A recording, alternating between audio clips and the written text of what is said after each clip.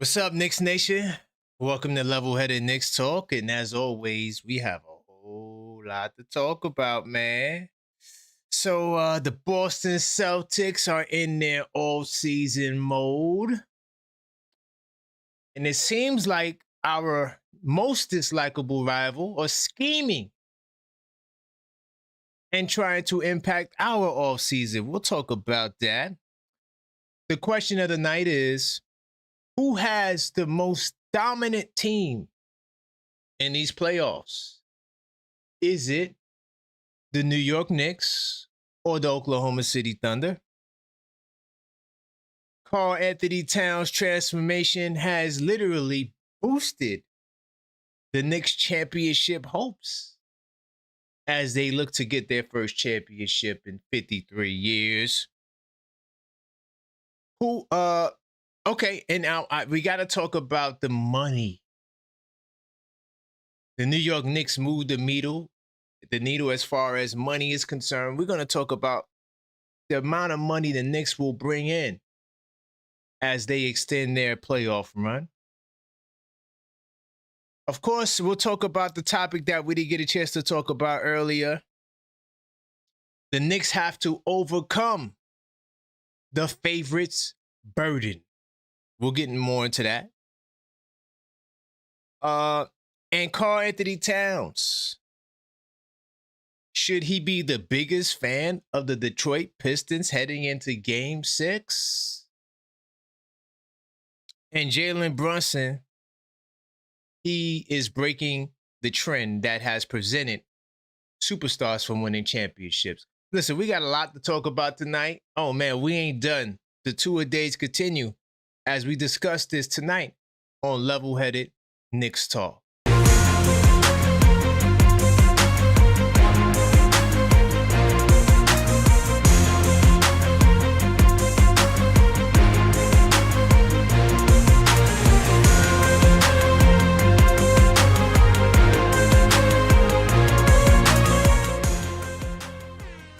What's up, Knicks Nation? Welcome to the show. I am your host, Karl-Anthony, the Objective Fan, and I'm straight out of Kings County, New York City's finest. Man, you know the vibes.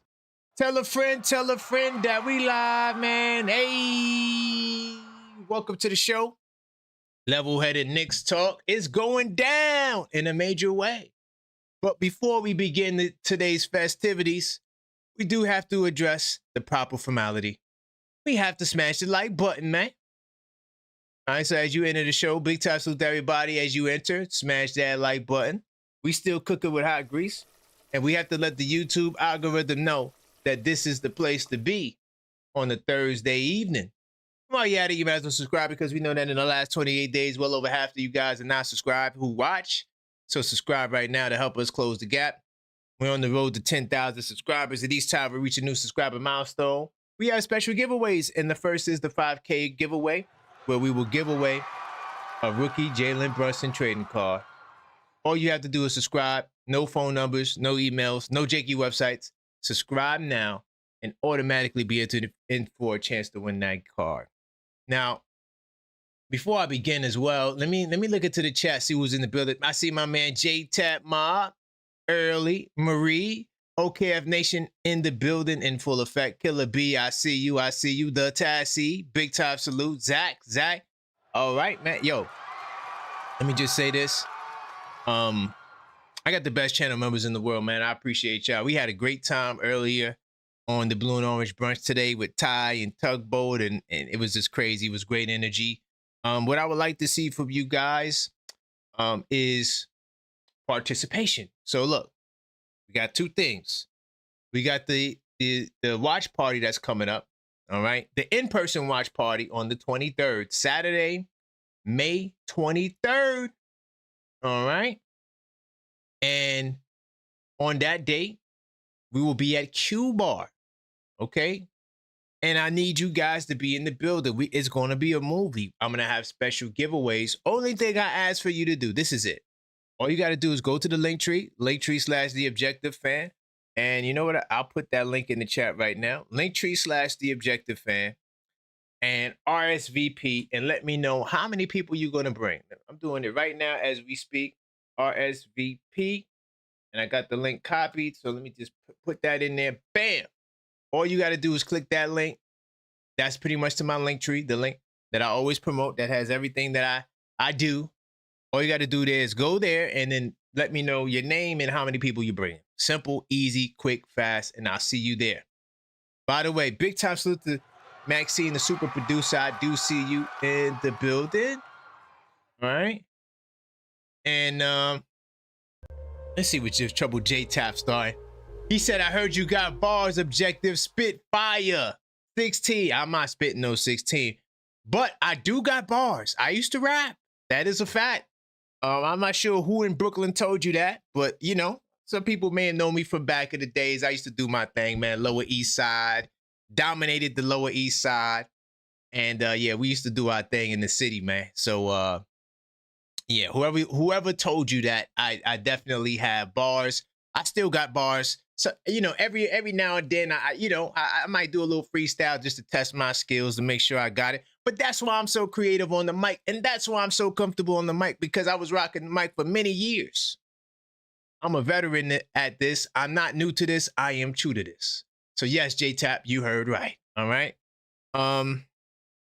Tomorrow we'll be back, Blue Orange Brunch. Also, tomorrow, members only op watch party is going down. We will be spying on that Game 6 matchup between the Pistons and the Cavaliers. And I want the Pistons to win, not because I care about Detroit. I just want more time to do my scouting report.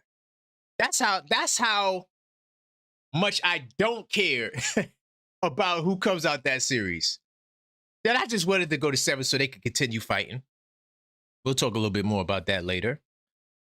And then if the Cavaliers win, I am forced to do a show after that. Yes, we will do the show after that, the Pick'em show. And we will preview that Cavaliers-Knicks matchup. I already got like 6 keys down for the Knicks versus the Cavs. All right, because I shifted my gears to the Cavaliers, but it's not over. If it goes back to Detroit, then I would shift my gears to Detroit. You know, that's just how I do it. But for me, Cleveland is the much easier team to scout because I got way more material on them because we played them, you know, later in the. As I was doing the scouting reports throughout the year, I got better and better. So, like 2 weeks later, I think we played against Cleveland, and you know, I was way more proficient with the scouting reports. So what I'll do is this: I'm gonna get into research mode, and we're gonna take a look at a couple of different things. Trying to think where I should start. A lot of good topics tonight, man. I'm gonna get to Boston. All right, Boston, they swooping in. I see the Celtics are like this on us, but they don't know that we stay dodgy to weaving. We see those tactics. We're gonna get into that. You know what? I should start with the bag. I might as well start with the bag. So I'm gonna start with the bag. I want to share with you guys, you know, why the league benefits from the Knicks making it to the champ. I mean, it is the obvious, but to some people it may not be that obvious. And let me get this up on the screen. But to some people it may not be that obvious. But in analyzing this report from Hoops Rumors, there's a part that I want to go. I just want to skip all of that. Hold on, where is it at? Where is it at? It's in here somewhere. Oh, right here. Okay. If the Knicks are able to advance to the NBA Finals, listen to this. They could be looking at somewhere in the range of $140 to $180 million in gross revenue. You hear that? It's a lot of money. As a result of their playoff run, and this is according to Court Badenhausen, New York is the only team still alive that ranks amongst the top 10 in the NBA gate revenue. So, to all the conspiracy heads out there, they rigging it for us. I don't know. I don't believe that nothing is rigged. I don't. I only say NBA cheat codes because I'm joking. I understand that the truth is way more stranger than fiction. And all you have to do is let them play and just watch what happens. You do not need magnet ball. All of that magnet ball. Anybody who talks about magnet ball, man, y'all gotta relax, dog. Stop. Your team is just trash. Just deal with it. Your team is not good enough. That's why you didn't. There's no conspiracy to put New York on. If that's the case, why not do this every year? God damn it! I'm trying to understand. They know the math. Do you see the numbers right there? All right. And Budenholzer suggests that Knicks players or the players on the club eliminated. I'm sorry. Budenholzer suggests that the players on eliminated clubs should be rooting for the Knicks to play as many home games as possible during the next 2 rounds, since it would increase the league's basketball-related income for 25-26. So while the fans are all tearing us apart in the media, the people in the league are like, go New York, go New York, go. Go New York, go New York, go. They want that bag, baby. Do you see the money that we're talking about here? Do you see how much money New York will generate for the league? We're talking about big business. New York City, we're going to get this done. And I'm not saying that they rigging it or I'm not on the conspiracy train at all. I joke about being on the conspiracy. But one thing I will say, I will never count out nobody's conspiracy because in sports, there's a lot of corrupt. Just like in politics, all of that is super corrupt, dog. Doesn't mean everyone's corrupt. Doesn't mean everything. But I'm not putting nothing past anyone. Do you understand that? I am not putting nothing past anyone. All right? People, listen, we've seen all types of gates in sports, right? And so the bottom line, people are looking for that unfair advantage at all points, in all corners, and all turns. All right? Big time salute to everybody who's in the building. Smash that like button as you enter the building. I do appreciate you guys. Let me get back to the research mode. A couple of more topics I want to share. Damn, it's a lot of directions I could go, man. Damn, how do I recover from that? I feel like that was bars, man. $140 to $180 million in gross revenue the Knicks will bring to the table. No other team brings that much money to the table, y'all. This is big business. And if you just look at the New York economy, all them home games, people flying in, people staying in the hotels, people going to restaurants, us doing watch parties. All of that comes into play. All of that comes into play. So, you know, this is a big deal. You know what? I'm going to touch on that topic I didn't get a chance to talk about earlier because I forgot to do it. But I'm going to get into it really quickly. Now, here's what I mean by the so-called favorites burden. The history of the Knicks will have to overcome as favorites in these East Finals. All right? Now, it doesn't matter who survives. I love that energy right there. Whether it's the Pistons or the Cavaliers, right? And whoever wins it, the Knicks will enter the conference finals as the favorite to win this series. I'm not sure how many of you guys knew that. We are the favorite. The betting favorite. Vegas is picking us no matter if it's Detroit or if it's Cleveland. All right? Now, of course, the Cavaliers and the Pistons had fairly underwhelming postseasons, and they were pushed to 7 games in the first round. Sad. We don't got problems like that. We just punish these teams. The Knicks are riding a historic 7-game winning streak. By the way, I forgot to drop the video. Shame on me. And I forgot to put join the Discord link. That's shame on me. 2 things I messed up on. My bad. I will address one of those after the show. I'll probably put that video up tomorrow, top of the morning. But I'm gonna put the link to the Discord server to make it easy for the new channel members that we have. If you want to get inside that Discord server, get up in there. We have great conversations 24/7 Knicks chat. And, you know, while the games are going, that's when it'll be popping in there. We're all up in there giving our, you know, thoughts on the game. And I'm always going to come with a stat or some sort of observation, but definitely get up in there and so we can have these conversations. But yeah, the Knicks, man, history. The reason why I went there is because I got a content showing you why these Knicks are different. So when your friends try to hate on you, I gotta drop it. When your friends try to hate on you, all you gotta do is just point to this video. All of the things. This is one of the things that we did that I discussed. No Knick team in Knick history has won 7 games in a row in the playoffs. Let that sink in. Let that register. These New York Knicks are different. All right. And we defeated the Hawks and the 76ers by an average margin of more than 26 points per game to produce the best plus 194 of any NBA team in history. That's another thing you could let your friends know if they continue to doubt you. While Cleveland and Detroit get at it, you know, trading blows. All right. The Knicks have been resting and scouting. That's what I've been doing.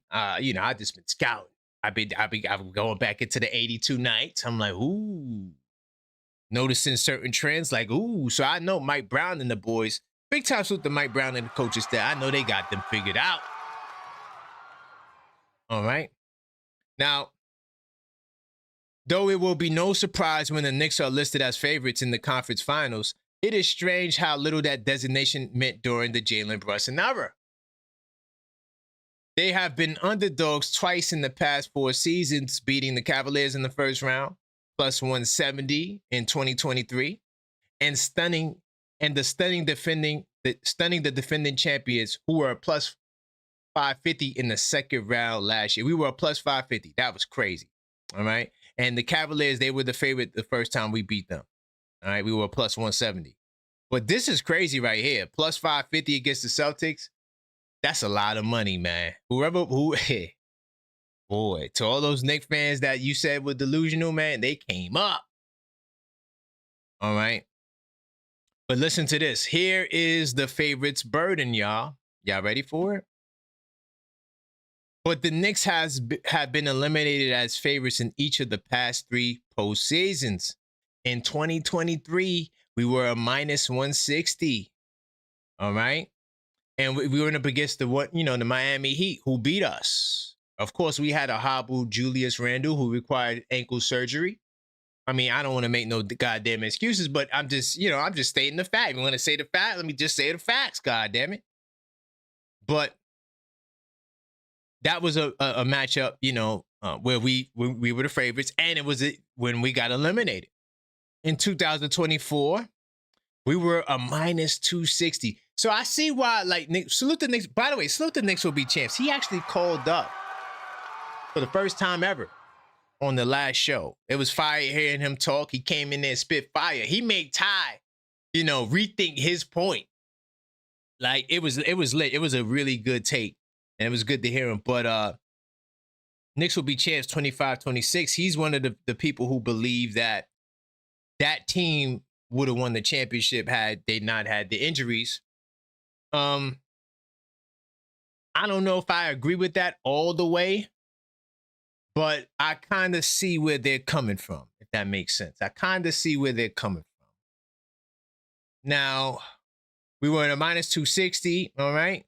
And, of course, the Pacers, we had the 2-0 lead in 2024. The Pacers, took those games in 2025. But nonetheless, we were the minus 260. And then again, we had the worst collapse in franchise history, okay? And we never recovered. We were a minus 155 last year.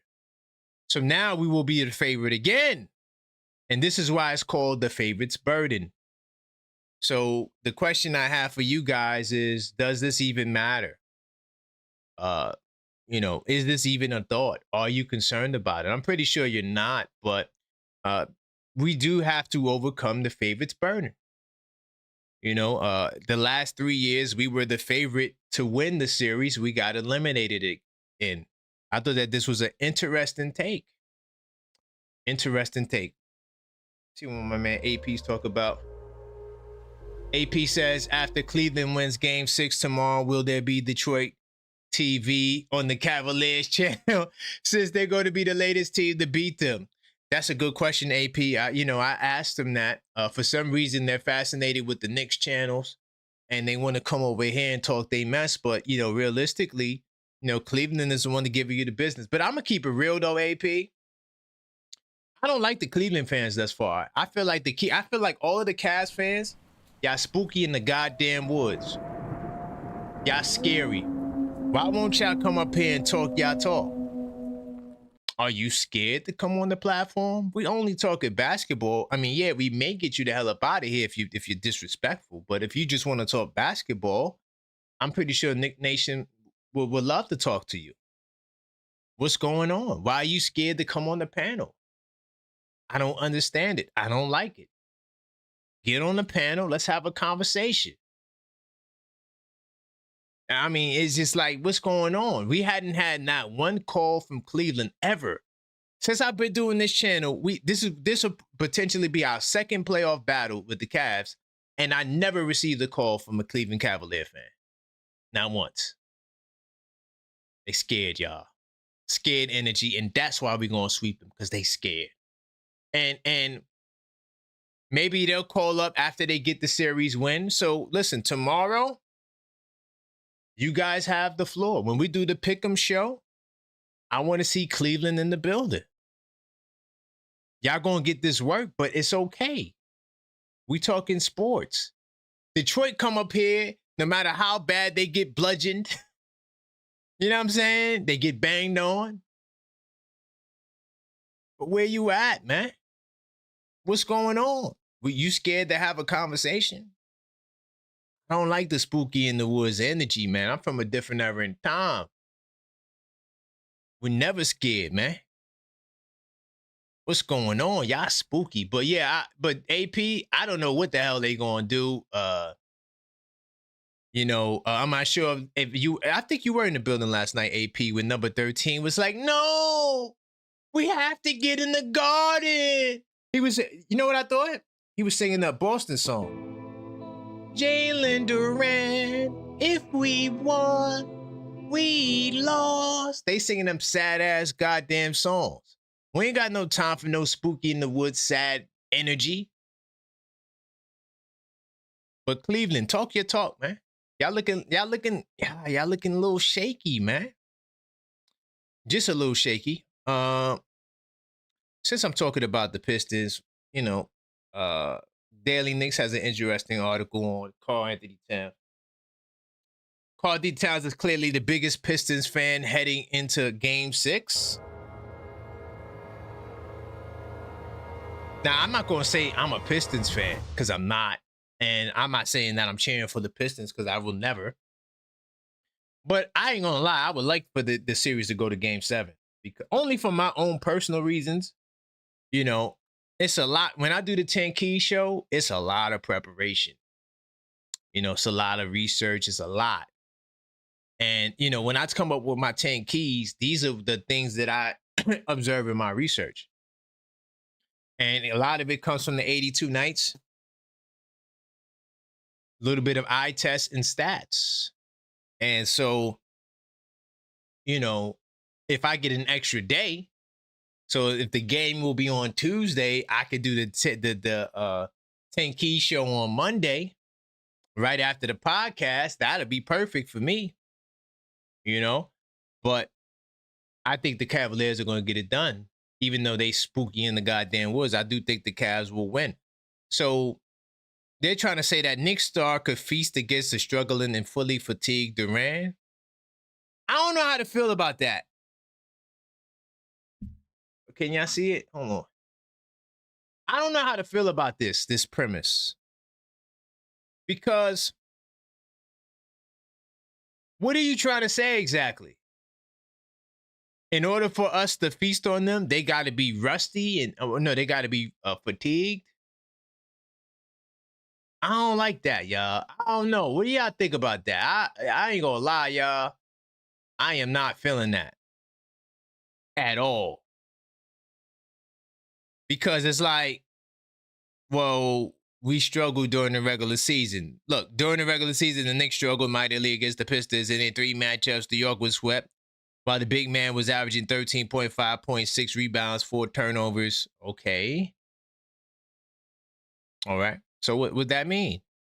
It's the postseason. What is Jalen Duran averaging in the postseason? Could somebody explain that to me? Who is the best center right now on the Detroit Pistons? Is it the 3rd string guy who's on a non-guaranteed contract next year? Or is it Jalen Duran? Why are we supposed to be worried about Jalen Duran? Why? I'm trying to understand, what my people at Daily Knicks are talking about, but I'm not really catching the correlation there. But what do you guys think? Should Towns be excited that he potentially could get a weaker or more a fatigued Detroit Pistons team? Will that benefit Towns? By this going 7 games? I guess that's what they're trying to say. I don't know. I don't really, me personally, I don't really care about that because, my thought process is we're on another level. And this Knicks team, we're going to do exactly what it takes to get the job done. And I don't think there's not going to be anything that Detroit nor Cleveland's going to be able to do with us. For a lot of reasons. Just wait till my 10 Key show. I'm going to break it all the way down. Sorry, y'all. Well, yeah, they talking about regular season. I don't know, man. What do you guys think about that? Should Towns be rooting for a tired Detroit Pistons? Is that spooky in the wood energy? All right. And I'll talk about this Jalen Brunson. Let me see. I'm going to get to the Celtics a little bit. I talked about the favorites burden. All right. I'm going to talk about, hold on. Yeah, I'm going to talk about Brunson really quickly. And I got another Towns article I may get into later. I don't know. But here's another article from Daily Knicks that I want to share with you guys. Let me get back in the research mode. Jalen Brunson's breaking the infuriating habit that is costing superstars rings. What is that? Jalen Brunson is trusting his teammates when other stars try to impose their will. Now, okay, I mean, I think at some point everyone has to trust their teammates, but when it's time for Jalen Brunson to be him, I don't think he's going to shy away from it. And I think you can trust your teammates while being him. Now, of course, we know about the whole star thing, and I don't really care to talk about that. But PJ Tucker, he co-signed that Brunson is completely good with that change in terms of shifting the Karl-Anthony Towns being up. This is why I said with the Greek guy, the Greek salad, that Brunson would have no troubles adjusting. And then Tucker said, classic JB, humble warrior. He just wants to play basketball. He doesn't want none of the spotlight. He just wants to play basketball. All right. Now, in terms of other stars, wills, I thought that was an interesting angle. I mean, there's going to be points in the game that's going to require Jalen Brunson to get busy. And he may not pass the ball as much. But I think Jalen Brunson is smart enough to know for at least 3 quarters, I got to give Towns the ball to let him run the show. But I don't think that, the whole Jalen Brunson's breaking the infuriating habit that costs his superstars rings. I don't think that costs people rings because, when you look at SGA's usage rating, it's really high. Tatum, Jokic, but Jokic passes the ball a lot. Giannis passes the ball quite a bit, but all of these guys have, very high usage rates. Giannis had 50 points in the finals. But what do you think about Jalen Brunson, and him, breaking the infuriating habit that's costing superstars rings in terms of not wanting to come off the ball. That's pretty much what they're saying. What do you guys think about that? In terms of like other superstars, like maybe Luka, I don't know, who's an example of that, to be honest, because mostly all of these guys win championships. All of the top guys in the league, besides Wemby, have championships right now. And Jalen Brunson's about to get his championship. So I don't know. I don't know if I agree with that, but you can let me know your thoughts. You guys want to call up, you can, 646-995-8389. I'm gonna get to Boston in a second. They're definitely, they on some swiping no swiping vibes. Boston, they're lurking in the wind right now. They were humiliated on the national stage by the Philadelphia 76ers, and they are they're a team that you got to watch. I got my eyes out on Brad Stevens. Salute to JM3. I see you in the building. All right. JJ, K, the turnover merchant. I see you, JJ. Big half salute. Tugboat, what's good? All right. I see my man, truth be told, I see you. Is that D Tyler NYK? All right. Hey, easy, D Tyler. Easy. By the way, number 9, you are banned, so don't even call up, dog. Your hang up is for the whole day. I don't want to hear you. Big time salute. The Knicks will be chance 25-26. L Figgy in the building. All right, Smoke BK. A lot of OKF Nation out here, man. Y'all gotta trail lightly, man. Y'all gotta trail lightly. 646-995-8389. Call up. Voice your opinion. Got a little bit of topics we're talking about tonight. We're talking about, just minimize that.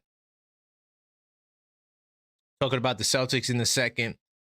The Knicks moving the needle monetarily. The amount of money they're going to bring, an estimated $140 to $180 million. All right. We talked about the favorites birding. If you just joined, right?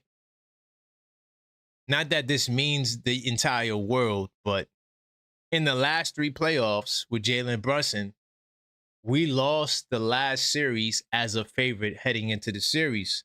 Right now, we are the prospective favorite heading into this Eastern Conference Finals. Are you concerned about that? Are you concerned about that? Call up. Let me know. Karl-Anthony Towns, should he prefer a matchup against a tired Jalen Duran? Would that benefit us the most if we see a Detroit Pistons team that is exhausted? Is that spooky in the wood energy? I don't know. I feel like, I don't know. Get my man Tugboat in the building, man. Yeah, okay. What's good, Tugboat? What's happening, brother?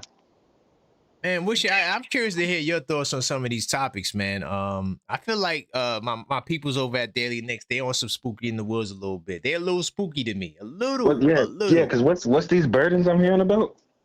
Well, that's a whole nother topic. Okay. We'll get to the burden, but I'm talking about Towns. They said that because Towns got, he didn't have a great regular season against the Pistons.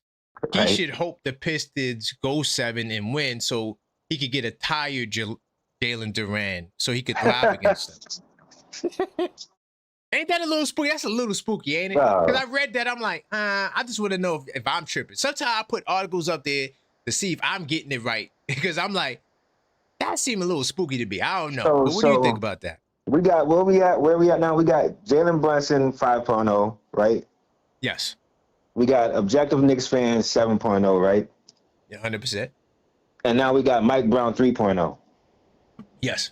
They never played Mike Brown 3.0. No. We never played Detroit in this new, when Mike Brown said, I made my last adjustment, they never played us with this version of Cat. Hell no. And they never seen an offense this potent in the playoffs since us last year. Right. So like what I don't understand why would he would want to, like, what is Jalen Duran doing now? That's what I'm talking. Even to say his name, I'm like, That's baffling. I never heard nothing like that. That's what I'm saying. That's why I'm like, yo, why are we doing this? Like, why are we acting like these people are the big bad wolves? And the only way we'll get them and Towns gets the edge is if these guys are tired. I just was like, And that's a Nick favorite channel. Like that's a channel that's Daily Knicks. Yeah, I'm always on their website. Yeah, me and them, we give each other ideas. Yeah, for sure. That's crazy. No, it's just that's a crazy narrative. I mean, I don't know if it's because of a dry spell, but yeah, why would we want a tired Jalen? Like, and then even put it on Cat like Mitch ain't doing his thing, right? Or even like we haven't seen her 40 minutes. Yes, that's what I'm saying. Like, it's just, I don't know, it's just weird. But if you want to shift gears, we can. But I just thought that was some weird. No. Yeah, I'm about to say no. You got to shift, man. I was because I just heard about the burden thing, and I was like, what burdens are they throwing at us now? Let me explain the burden really quickly for the people who just joined as well. In the last 3 series we lost, we were the favorites to win those series. Right. So pretty much the favorites' burden is, going into that final series, we were highly regarded and we lost. So that's what the favorites' burden is. Will we shake that rust? Not rust. Will we shake that, off of us because we're going to be the favorite going into this next series, no matter who it is. That's crazy too. No, this is crazy. That's crazy too. I ain't gonna lie to you. They call it the favorites' burden, man. Okay, I'm just here to share the news. We overcame the burden of firing our coach with no new coach in mind, right? We overcame that burden. Right. Yep. We overcame the burden of having the short guard lead the team. We overcame that burden, right? Yes. We overcame the burden of when you win the cup, you lose in the first round of the playoffs. We overcame that burden. That made up burden. Yep. We overcame the burden of Dolan needs to sell the team. We overcame that burden. Like, how many burdens has the Knicks overcame to like? What is this one? It's not going to stop until we win the championship. It is a burden to be seen as a favorite. Yes, because we lost the last 3 seasons. So what they were proposing is that, going in one of those series, we were a minus 260. I think that was the Pacers the first time in 2024. I remember that. Mm-hmm. So they're saying, look, you got your rest and you're feeling good, but you still got to go out there to get it done because we've seen you in this favorite position and you dropped the ball. But my rebuttal to that would be, well, we didn't have no rest in none of those series. That would be my rebuttal.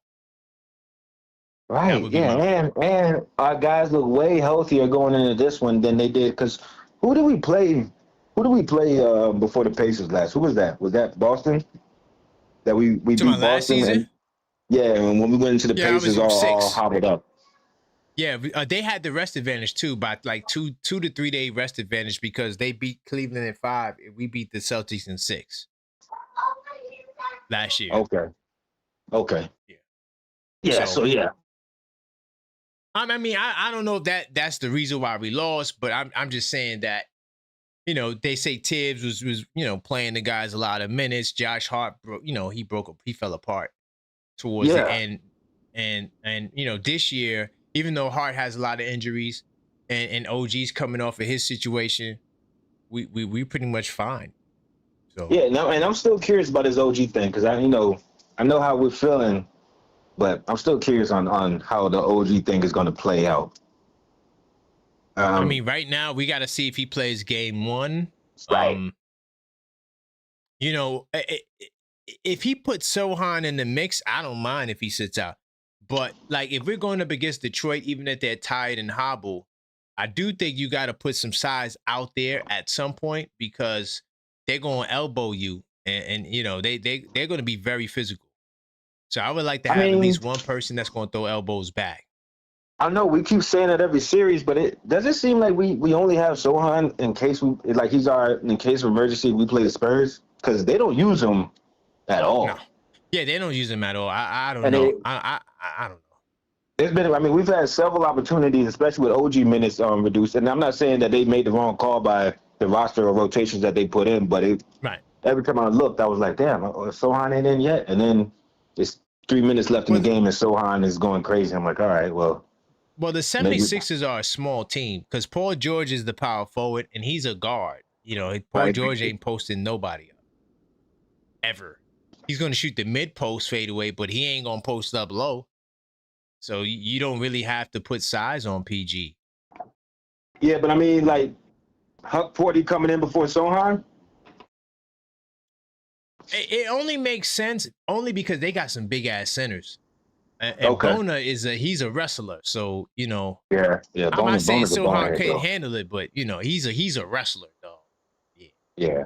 And he's Bona, strong. not Bona. Sohan, he was kind of making things personal in that last series with the Sixers too, with him and VJ. So it's kind of I thought like all right. I like the psychological game, but I don't know if I want to put you in. We got Cat coming in at the end of the game, marching after a win to come get you off the court. So I'm like, all right, you know what? I don't know. Like Detroit is a bigger team. Like against Cleveland, you could play small. Cleveland is super small. For real, with the Twin Towers. Let me tell you what they do. They play their 3 biggest players in the starting lineup. Off the bench, it's Schroeder, Ellis, Tyson, Merrill. Wade.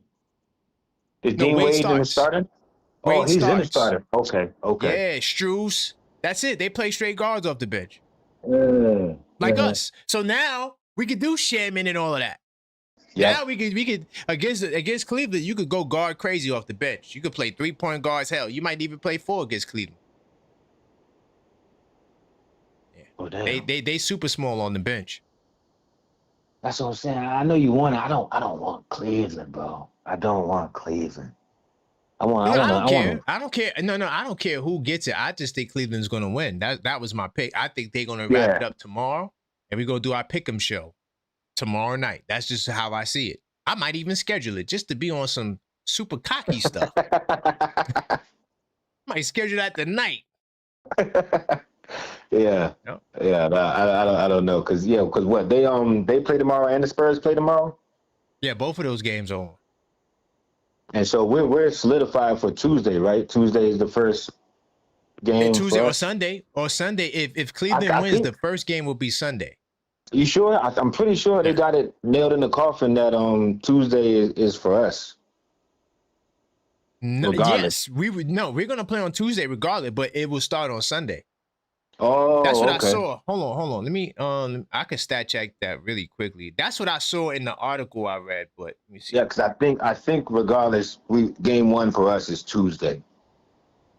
That's what I seen as well. No, it'll be Sunday. No. That part I'm 100% sure it will be Sunday if Cleveland wins. 100%. Okay. Yeah. So no matter what, so when we talk about the rest factor, they still are only going to have 2 days, before they come see us. No matter what it is. That's why it's better to get it done in 5.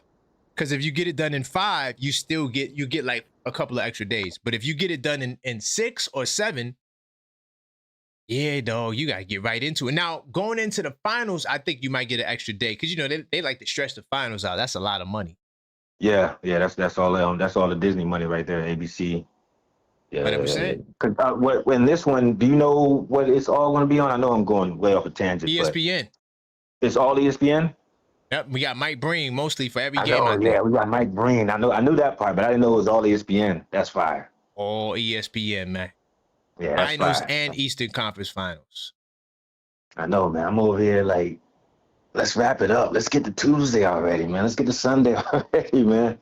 That's a fact. Let's get it going. Like whoever wants it can get it. You know what I mean? I prefer Detroit just to put that final. Just like let me. But if we got to show them how to do it to Cleveland, put them in the corner chair, let them watch. And so let me give you the schedule. I got the schedule right now. So this is how it will work. It will start Sunday if Cleveland wins tomorrow. That's what I think is going to happen because I never get no time to prepare. I gotta jump right on my 10 keys research right then. Boom. Because I got to do that show that same Saturday. That's going to be crazy. Anyway, and then on Tuesday, if the series ends in 6, I'm sorry, yeah. Tuesday, if the series ends on game 6, that would be the first. That would be the next game. And then Saturday, May 23rd. So there's like a 4-day rest period between potentially, depending on when it ends, because it could also be on Thursday as well. So Thursday would be game 2 if it goes 7. So it would be Tuesday, Thursday, Saturday. But if it ends early, it would be Sunday, Tuesday, Saturday. Yeah. Oh, so the watch party is Saturday regardless then? That's what I said. That's why okay. See, I thought it was between Saturday and Sunday. Okay.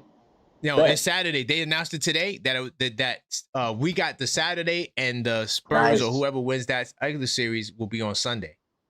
Okay, yeah, because that was the only thing holding me up was the Sunday. I was like, I don't know if I can go up there Sunday and come back. All right, bet. If you coming, man, we're gonna be rocking. Yeah.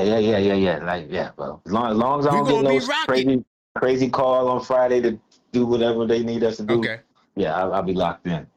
It's gonna be lit, man. It's gonna be. I'm telling you, it's gonna be crazy. JJ said he coming. A couple of other people RSVP'd on the link tree.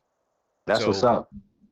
Yeah, we gonna have a good time. And then we'll do that, and then we'll be back for the parade. You know, so it's like, yeah, we'll be back for the parade. So yeah, we're gonna have our own section out there for sure. It's a good time to be a Knicks fan, man. It's a great time to be a Knicks fan. Yep. Listen, all you out of state people, get your travel arrangements ready. Yeah, see, that's what I was concerned about. Cause I'm like, all right, but I'll probably just drive up. Man, you're not too far. Virginia, yeah, you right there. Yeah, you right there. That's not. It's a drive, but it ain't like California. Nah, it ain't California, bro. No, it ain't. I think it's I think for me it's 6 hours, 6.5. So maybe. You north. You up north then. What do you mean? In Virginia, like you not like south, like you not towards the south of the state. No. I am. I'm right there on 757. Cause I thought that like Virginia, like if the end of Virginia is like 8 hours. I thought. I could be tripping. Maybe I'm tripping. Maybe I ain't doing my math right, but I remember it being a 6-hour drive for me getting to and from work. But I don't know. Maybe. Okay. I don't know. But I work out of Newark as well, so. Oh, okay. But yeah, Newark is like an hour away from where we be at, depending on the traffic. Okay, yeah, because I normally catch the whatever that train is from Newark to the city, and then catch it right into the Garden. That's the one I would catch. Yep. Oh, that's a cool little commute. You know, they gonna that commute that you trying to do gonna be messed up when the finals start because of the World Cup. Yeah, I heard you say something about that. What's going on with that? Like they're only gonna allow people who got World Cup tickets on the train to go to a certain stop. Like you got to have the tickets in order to get on. Wow. You got to pay the $98 or something like that for the tickets. Crazy. They really got the game on lock, bro. I ain't gonna lie. I mean, you talk about conspiracy earlier. I'm gonna get on the phone because I ain't gonna talk your head off. But this new virus going around, like I'm starting to think I had that, and I'm like, yo, don't release no virus when the Knicks go into the championship, bro. We don't need to be on no COVID protocols when the Knicks.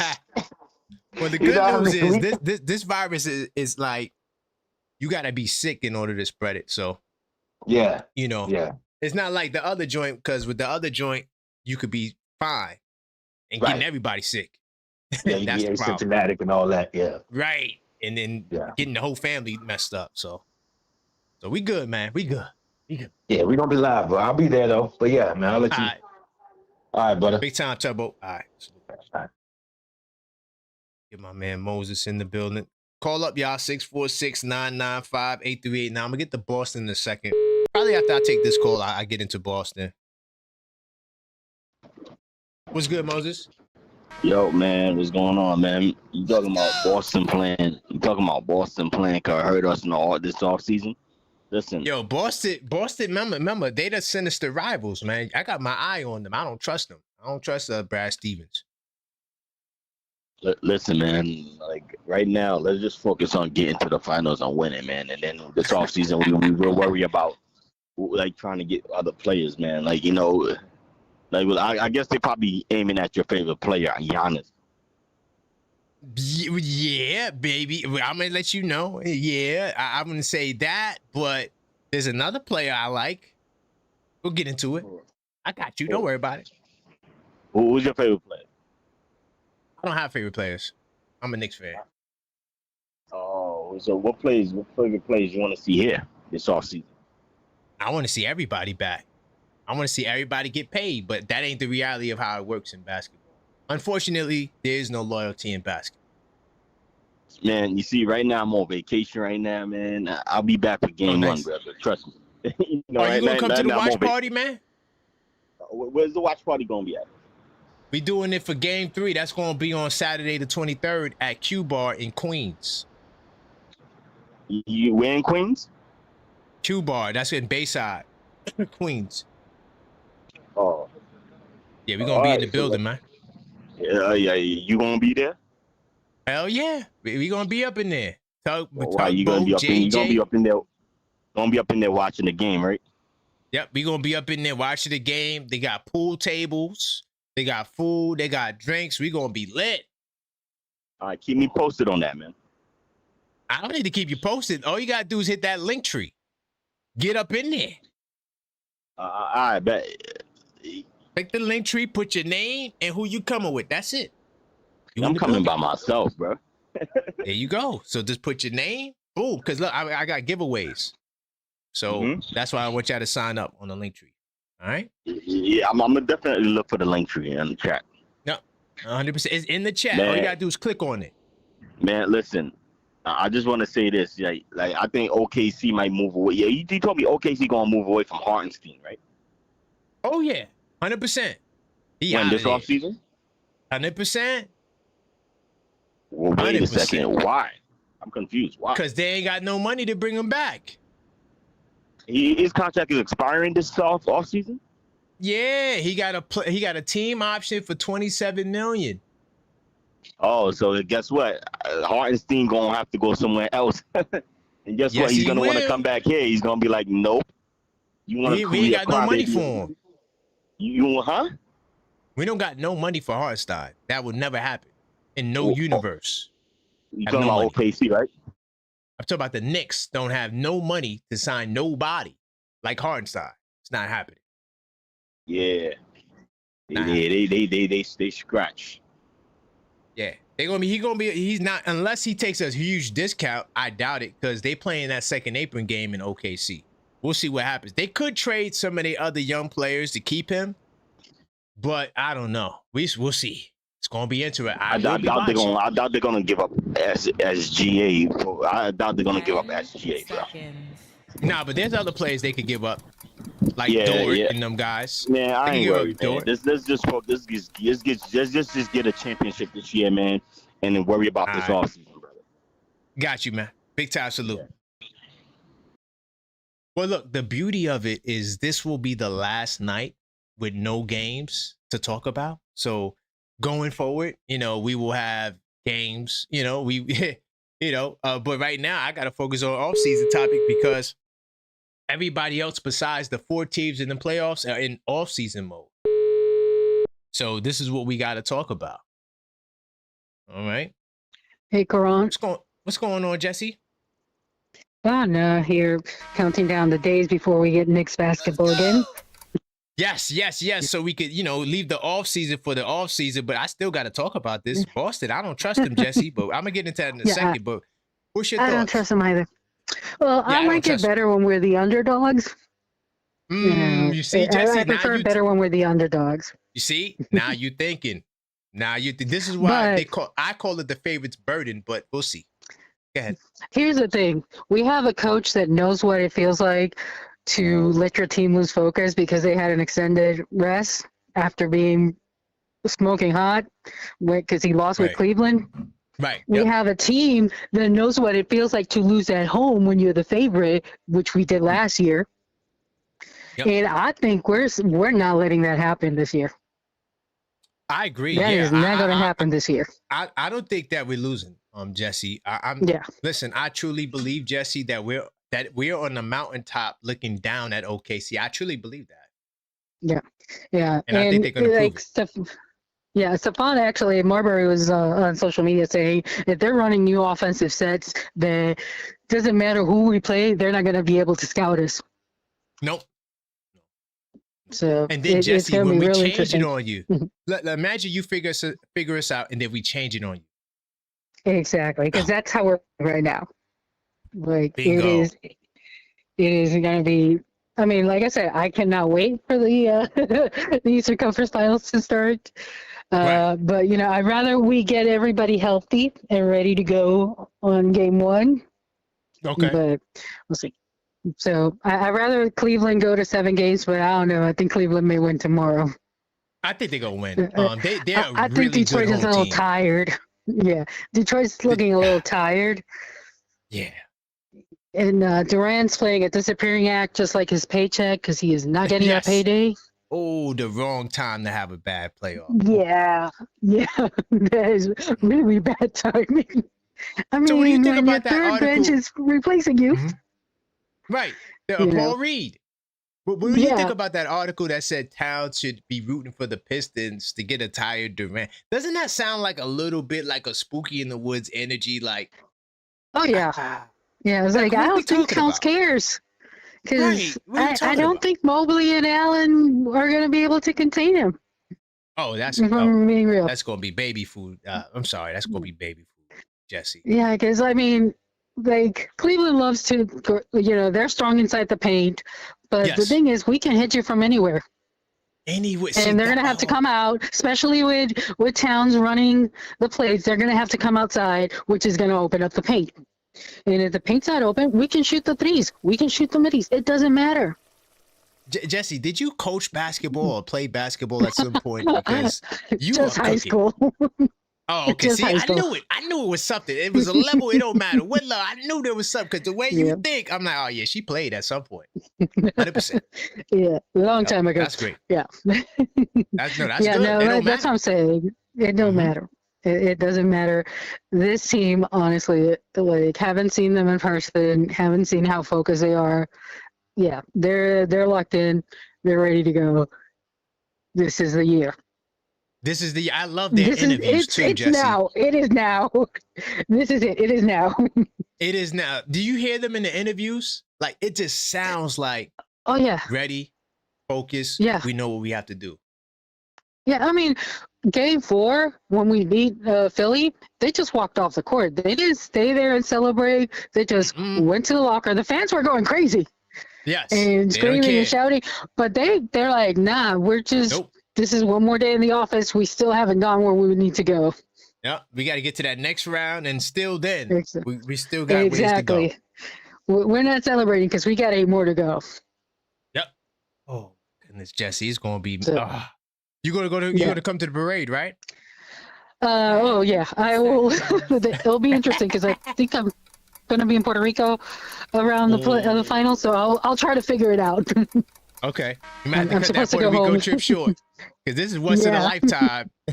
Exactly. I mean, you could always go to Puerto Rico. I know. I mean, it's hard. Not everybody could just fly to Puerto Rico, but I'm just saying, like, you could go there next year if you wanted to. But I think my mom will kill us, but I think my dad and I will probably sneak out early. let's sneak out. But listen, Jesse, I appreciate you. Great call as always. Thanks. Bye. All right. Bye. Hey, I love the way OKF ladies think about basketball. Salute to all the OKF ladies.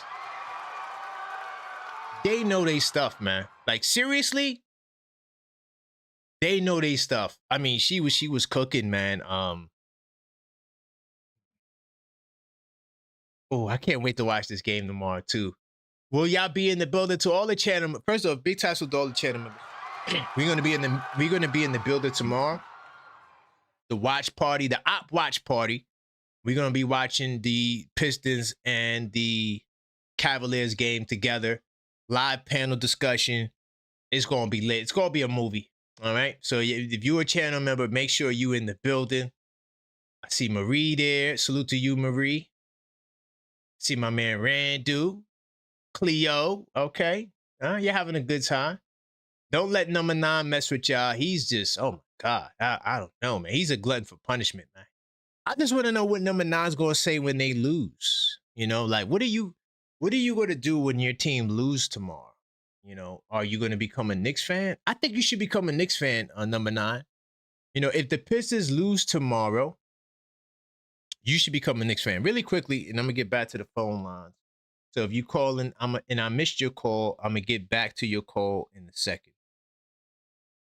Really quickly, I want to go over this Boston thing really quick. Now, Boston, I don't trust them. I really don't at all. I don't trust Brad Stevens. I don't trust nobody in their organization. Danny Ainge, even people who are no longer with their organization. But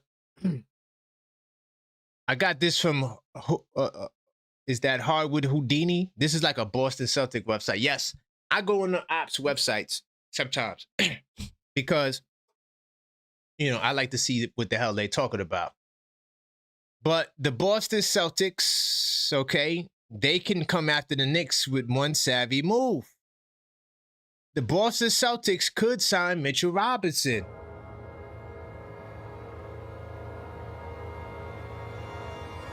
So to all the people who thought that I was talking about Giannis, I was not talking about Giannis. I was talking about Mitchell Robinson. Mitchell Robinson is someone who could be looking for a payday. Now, there may be more teams that get a bag to spend. Okay, hold on. Let me show you something. All right. Let me show you how surgical I am. Because I don't just read articles because they make a lot of mistakes. I'm not going to lie. I pick out a mistake every single day from these articles. All right. So that's why you got to be careful what you read. Just because it's in an article, it doesn't mean it's right. I literally every day find mistakes. Okay. I'm like, wait a minute. Because I'll look it up. But what I want to do right now, I want to go to Boston. And I want to show you. Because I could show you better than what I could tell you. So I'm not just relying on their numbers. Now, the Boston Celtics this summer, they have 14 players that they could, you know, all of these guys got team options. Harper Jr. That means they could cut these guys. Boston, they got so much flexibility to do whatever the hell they want. I'm keeping it real. Okay? They got $21 million in first apron space. Do y'all see that? Do you know what that means? Because they're not an apron team, they could sign a free agent for the mid-level exception. The taxpayer mid-level exception is going to be $15.8 million next year. Okay? $15.8 million. Mitchell Robinson's maximum contract is $80 million, 4 years. Now, to all of you people out there, this is why I keep telling y'all, I am the #1 advocate for Mitchell Robinson, not the Mitchech, because, yeah, y'all love Mitchell Robinson, but keep it real. Look me in the eye. Keep it real. You don't want to pay Mitchell Robinson no money. You want Mitchell Robinson to come back on short money, right?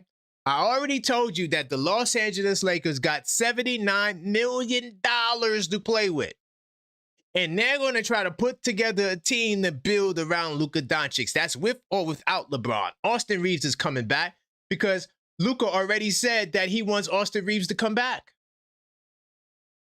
So when you look at the scenario, there's going to be competition for Mitchell Robinson. Okay? Now, let me show you something, right? Now, there's going to be some competition for Hartenstein. Hartenstein will probably be the #1 center if Walker Kessler is not available. If Walker Kessler leaves Utah, he will be the #1 center on the market. Even with the injury. Teams will pay Walker Kessler $20-something million. I guarantee you. Because you see the value he brings. Now, he is a little injury prone. Okay? But I just want to show y'all something.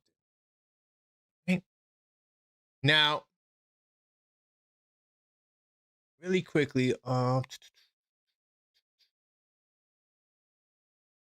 right, so look at this, y'all. Y'all ready? 20 teams. Now, I'm not saying all of these teams are going to have money or all of these teams are going to go after Mitchell Robinson.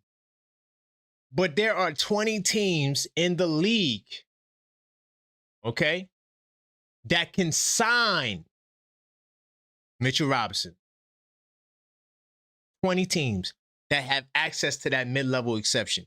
So if the Knicks are not willing to pay for what I'm trying to tell y'all right now today, if the Knicks are not prepared to give Mitchell Robinson the bag, there's going to be at least 5 teams willing to pay him that, at least that exception.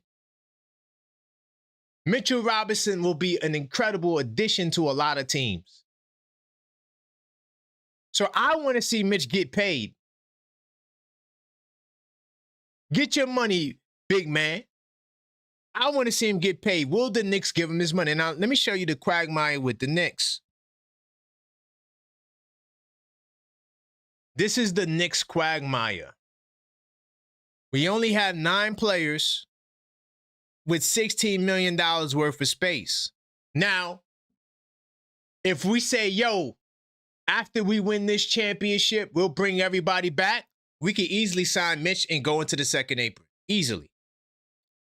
But if we want to do trades for Greek salads and things like that, Mitchell Robinson will become pretty much hard to bring back. Once you become hard cap at this second apron, you don't have no money to pay Mitch.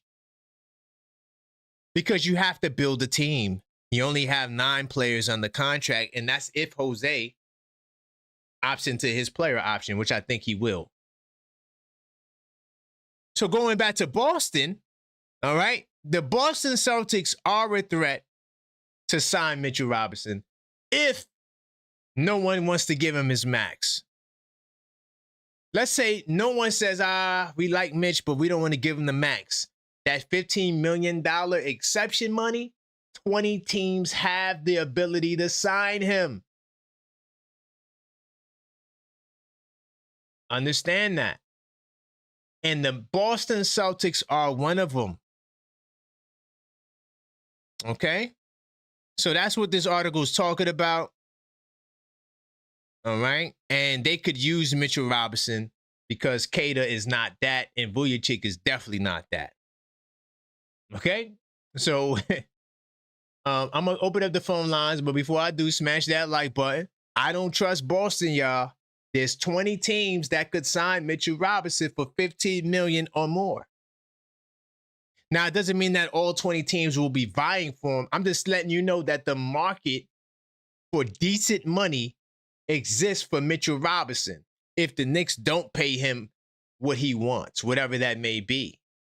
But remember, he's already coming off a $15 million a year for 3 years, for 4 years. Was it 3 or 4 years? Can't remember. Either way, it was $15 million a year. By the way, subscribe if you're not subscribed. All right, help us close that gap.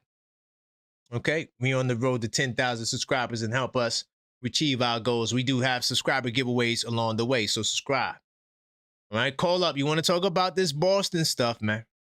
646-995-8389. Call up. If I missed your call, I will call you back. This is the last day of all season shows because we're going to get into some, postseason stuff. But this is like right now, all other 26, 24 teams, they are in all season mode. Okay. And they are looking at their numbers and they're getting their stuff together. Boston could easily sign Mitchell Robinson, easily, without a trace, and still be comfortable with money to spare. They could sign, theoretically, they could get somebody. No, well, if you use the exception, they could do trades, though. Either way, they'll be hard capped at the first apron, which Boston wouldn't mind that because, they're not trying to spend no money. They're coming off spending $250 million in taxes before this year. So they're not really trying to go into the aprons at all. I don't think Boston cares to go into the aprons. They got new ownership. So yeah, 646-995-8389. I got the number on the screen tonight. Call that number if you want to talk. By the way, we're doing a watch party in person. It's going down Saturday, May 23rd at Q Bar All you have to do is hit the link tree. Linktree/TheObjectiveFan. We're going to hang out. It's fire. I called them up. There's a nice spot. They said, just come, bring your people. They got pool tables, food. It's going to be a movie, man. It's going to be a good time. And we're going to have a lot of fun. So make sure you're in the building. Okay? Let me shift back into... No, I can stay right here. All right, cool. Let me get my man Sean. Hopefully Sean is available. I know Sean is a busy man. Let's see if he's still there. 646-995-8389. Call up, voice your opinion. What's good, Sean? What's going on, Cole? Hey, man, I'm just here talking about, things that I discovered. What's your thoughts? Man, why you discovered this BS, bro? Hey, listen, man, I'm minding my business doing research, dog. I'm just reading the news as I do every day. And then I said, oh, wait a minute. Because I never even thought about the exception money being $15 million. That's good money. And so, and 20 teams have that access to that. So, yeah. Now you right on that, and it will be hard for us to retain him. So I'm not sitting here complaining about that. What I'm mad about is you said Boston. Yes. Nah, F Don't Boston. trust them. Don't trust them at all. Exactly. Don't trust them. Don't want them to succeed. I don't care what they do. But to get Mitch, that ain't. So, but I'm an advocate. I want Mitch to stay here. I want him to get paid. But I understand it's a business at the end of the day. And at the end of the day, we might not have the money for him. So if that's the case, maybe he gonna look at somewhere else. So I can understand that. But I just hope either he can understand, like, look, we got a championship team. And look, if you can take what we can give you in the long run, it'll work out. You've been here long enough. You've seen the change. You see the culture that we're trying to build. Let's at least you can look at that. But I can also understand he looking at his family, his longevity, to where he's like, I need to get paid also. So I'm not playing. I'm not blaming him in that. But with that being said, like I said, I wish we can retain him, and if we can, let's try. But if not, I salute none but the best of him, and I'm always going to be a fan. None but the best. Next thing, Detroit, I'm not worried about. Cleveland, I'm not worried about. I'm just waiting for them to get this series over with. My birthday on the 19th, so I'm really hoping that we play on the 19th, for real, because that's my birthday. I love that. Oh, nice. But at the same time, I want them to hurry up and get the series over with, because I want Cleveland. They food, they easy, and I don't think nobody on that team can guard Jalen Brunson. I'm gonna just say I'm being honest. Based on the schedule, they're gonna play on the 19th. Well, so would that be regardless. Game 2? It'll be Game 2 or Game 1. Oh, so regardless, regardless, the conference finals got a day off. It's only a day off. Yeah. Oh, yeah. Okay, bet. Okay, so yeah. Yeah. And I'm trying to make it to the watch party. I'm trying my hardest to make it to the watch party, because I'm in the 757 just the same as Tugboat. So I'm gonna definitely try to goddamn make it. But if not though, I'm gonna watch it together with the game in sight, and that's on when you get back on the videos and stuff. But man, yeah, man. I just hope, man, we pull this off, man. We got a great team right now. The chemistry is excuse my language, the chemistry is great. And I just hope we can pull this out, man. Appreciate it. Yeah, no doubt. I appreciate you, Sean. Yes, sir. I'm in the chat. I'm still listening, man. And if I get triggered, I'm calling back in. I know. All right, big time. All right, big time. Appreciate it. No doubt. I don't know if I got the triggered material tonight, but somebody gonna get triggered. Listen, one thing I learned, man, is that this is why I do what I do, right? As long as I don't go out of my way to offend nobody, but somebody's not gonna like what you got to say.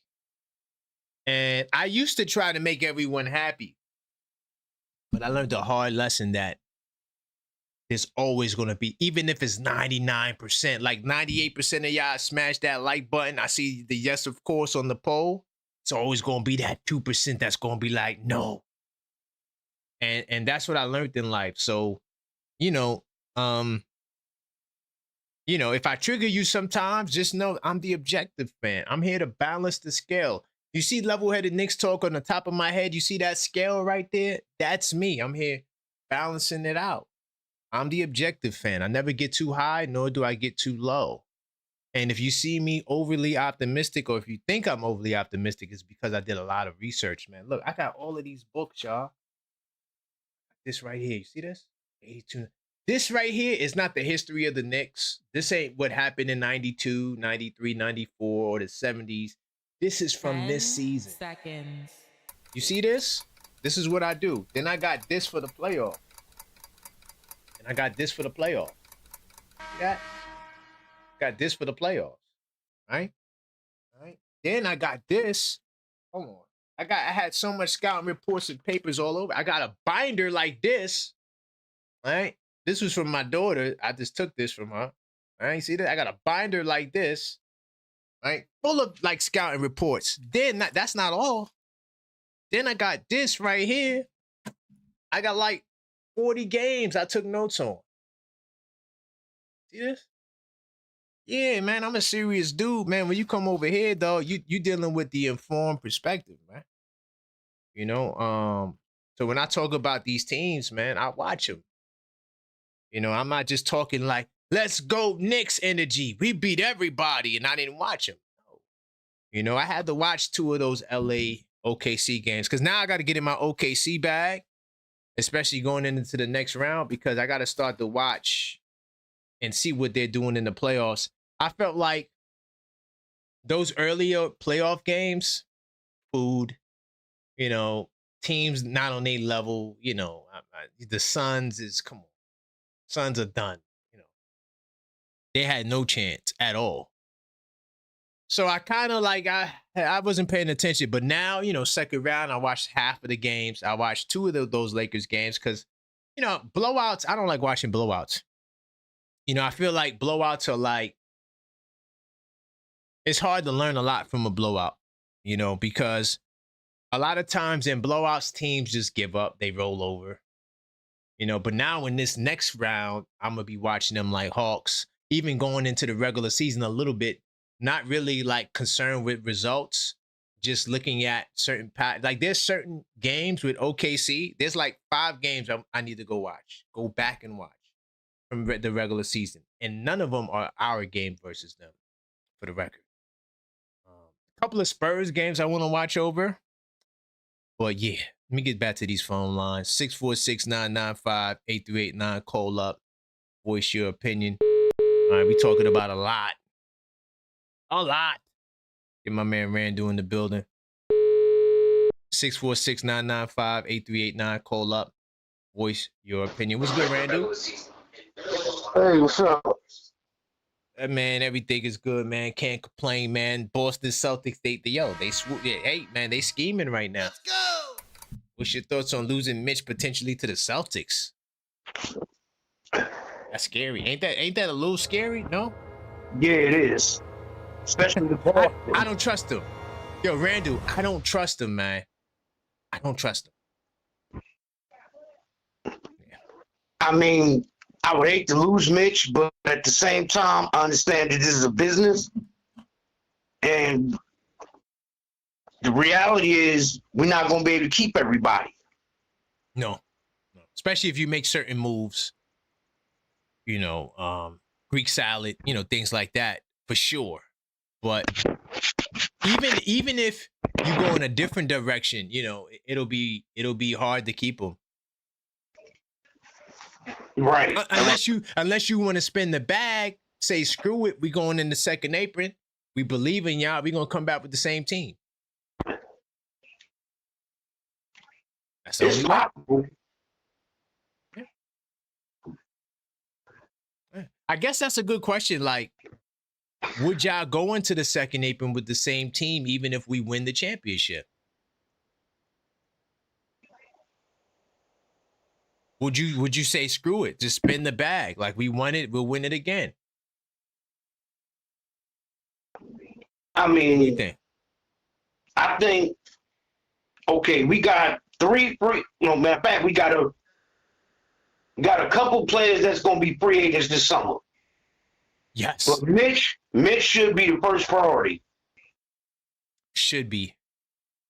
Because look, if you go to him talking about, yo, man, Mitch, we give you $14 million, man, Boston come through and say, yo, we give you the whole thing, the 15.8. What's up?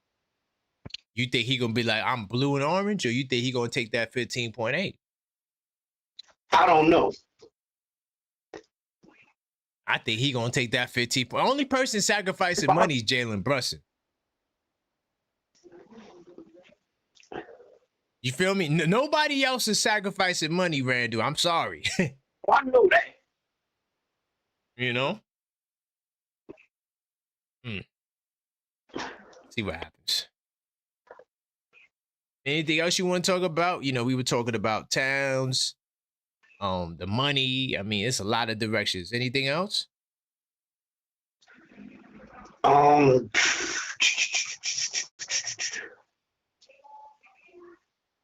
Let me ask you this. Yeah. If we won the championship this year, do you think the Knicks will still try to go after Giannis? Oh, boy, gotta go to Greek salad. Damn. I don't think they are. If they win the title, I don't think they're gonna go after him. Well, according to my Knicks War Room co-host, we did a couple of War Rooms together. Errol Marks, he was saying that he has a source that told him that they turned down the Giannis trade because they didn't want to trade OG. You know, that's according to his source. So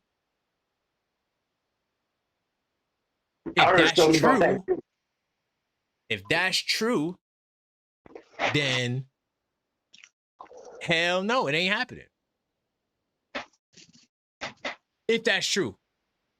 Or if the other people that could go in the deal raise their profile, maybe they'll take those other players. I don't know. And we keep OG. But 10 seconds. that's another way to look at it, you know? But I appreciate you, Randu, man. Right quick. Quick. I wouldn't be against the trade, but I would not want OG to go in that trade. No. Yeah, I'm just gonna stay neutral, man. I am not getting in trouble. I refuse to get in trouble, Randall. But big time salute, man. Salute. All right. Listen, man, I ain't talking about the Greek salad. If they want to talk, hey, they could call up and talk. You know, listen, Knicks fans, this is y'all show. Y'all want to call up to talk about the Greek salad? I'm not going to stop her, but I'm not doing shows on the Greek salad. You know what I'm saying? I'm chilling right now. I'm on a you call it? I'm on a vegan diet. I don't know. I'm not really on a vegan diet. It's just a joke. What's good, Lopez? Yo. Man, what's your thoughts, man? Boston, man, what's going on? They trying to take out.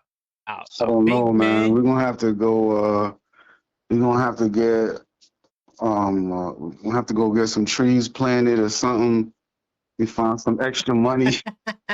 But listen. Early in the year, I was like, to get Giannis, I was good with giving up Mitch. But man, the way we've been playing lately. No, you can't trade Mitch. You know, Mitch will go in free agency, right? No, I'm saying earlier in the season. Oh, to trade him in the season. We were considering like right. Giannis, and then it was like, and I think you had a question is like, you know, what happens if, you know, if we let Mitch go? And I was like, maybe we could pick something up in the draft or do a trade. But I'm like, nah, man. I was looking at the 13-9 that we went without him during this season, and man, that really should have been like, bro, that should have really been like, you say you take about 6 off it all, that should have been more like 19-3. You know what I'm saying? You got losses on here to Charlotte, to the Clippers, to Indiana. You know, to Atlanta when they wasn't really good. Milwaukee, nah, bro. Nah, we need Mitch. We could have been second seed, might have been first seed if they allowed him to play. Because remember, this wasn't him keeping himself out. That was what they were doing. That's a whole You nother know what I'm saying? conspiracy I did. I did a whole Exactly. movie Yeah, I show think on that's that. a reason to be like, well, you're not available every game, so we can't give you all this bread. You Nah, see the games? yeah, nah, man, we need him. But whatever we have to do to trim, if we have to cut some players and free up some salaries, I don't know how to. I'm not gonna sit here and act like I know all the financials. Let them work their wizardry. That's what I'm saying. Keep that guy right there. We need to keep our core. You know what I'm saying? I say 1 through, and when I say 6, he's 6. Deuce is 7, and then from there, I'm really high on Diawara. Everybody else is food for me. You know what I'm saying? Everybody else is, hey man, make it work. You know, make it work. If you can make these guys either get rid of their contracts or trade them or whatever the case may be. But really, my 1 through 8 is going to be Deuce. It's going to be Diawara because his upside is so big, and it's going to be Mitch. Everybody else, hey So man, I get got in a where you question fit for in. you. Yeah. I got a question for you. So, like, you bringing back Mitch, you're inviting over $250 million in penalties. So, do you, as a businessman or the boss, are you willing to pay that much money just to retain Mitch and all of these guys who you love so much? It costs money to make money. We just come in. If we coming off a championship, hell yeah! You know how much money you're gonna generate off the chip already? I hear you. 250 million. Yes, you gotta think. You just gotta think long term, man. And sometimes you gotta take that L up front because the revenue later on is going to be sick. Knicks merchandising with a championship is going to generate $1 billion alone. We have worldwide fans. Everybody's going to want to go get a branded hat that got the 2026 championship on it. All our Knicks gear going to have to get updated. You see where I'm going with this? No, you're right. You got to get championship Knicks hats too. But hold on. Everybody is there's going to be $1 billion in revenue off that chip 100%. Alone if we win it. 100%. So if 250 billion, that's a quarter of that. So I got a question for you. That's 750 million you wasn't going to have if you didn't win the chip. So you got to play chess, not checkers, man. You know what I'm saying? I got a question for you though. A Greek salad question. So if you do this plan, there is no Greek salad, right? I'm cool fine with that. Bro, I'm good with us. We keep bringing all these old. Please show me one old player that we have brought here who has had injuries and has succeeded. I'll wait. Seconds. We can go Antonio McDyess. We can go Stat. We can go McGrady. I mean, son, name them. Penny. Who came here and elevated the team? But to be fair, I wouldn't put Giannis in the injury-prone category because he played 60+ games every year. He ain't played more than how many? Look at how many games he played with the last 5 years, man. No, it's been on a decline. It's been on a decline. Still over 65 games. This year? No, this year they held him out. But he plays 65 games every year. He was All-NBA first team 7 times straight. How many times was he on an injured report? I mean, how many times was he injured this year? Like how many times he was like literally out? He had 2 major, and he had the calf. Well, he really just had the calf that really kept him out the most. And then they kept him out with the knee. Then they kept him out with the knee, but the knee was nothing. It was just that he didn't participate with it. It's a lot of politics. If we win a chip, we don't need Giannis. that's what I'm saying. Right. We don't need Giannis. If this, I honestly, I really don't want him. We got to bring his brothers. That's baggage. That's roster spots. Those people who can't contribute. Same thing with LeBron. I don't want him and Bronny over here. Yo, let them stay over there and do that circus act in them other markets, man. This is New York. We can't do that. I ain't mad at you, man. Big time salute, Lopez. All right, bro. Appreciate you. No doubt. All right. Yo, you know what? I know you can't pay Mitch and get Giannis unless you're going to trade a lot of salary away. but I'm gonna say I want to see Mitchell Robinson get paid. That's all I'm gonna say. I want to see Mitch get paid because I'm a player appreciator, and you'll never hear me saying people make too much money. I don't really care. That's their problem. The organization, if they were willing to sign you, you know, that's their issue. So I don't have no qualms about that whatsoever. AP says, Ron, we talking James Dolan here, money back. No. All right. It's not necessarily just about the money. It's also about the restrictions you get as a second neighbor team. Eventually, you start losing. There's a lot of politics with the second apron, and then you'll be inhibited. You won't be able to build your team and improve your team without cutting salary, getting rid of a Mikal Bridges salary. You're going to be in position to have to do a lot of cutting.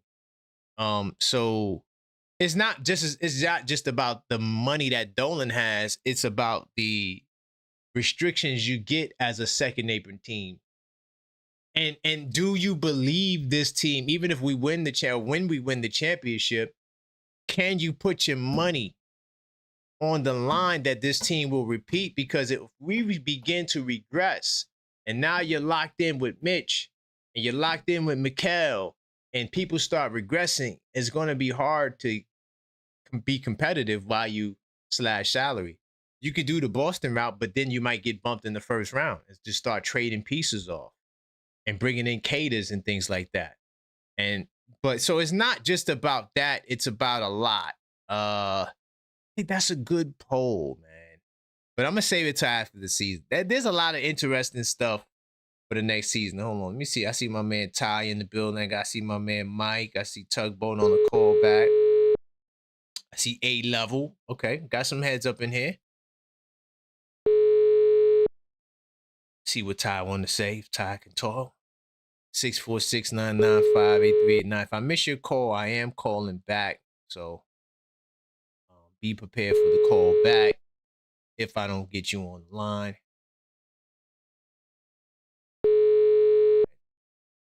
Let's see. All right, Ty. Call back, Ty. Call back when you're ready. Get my man Mike in the building.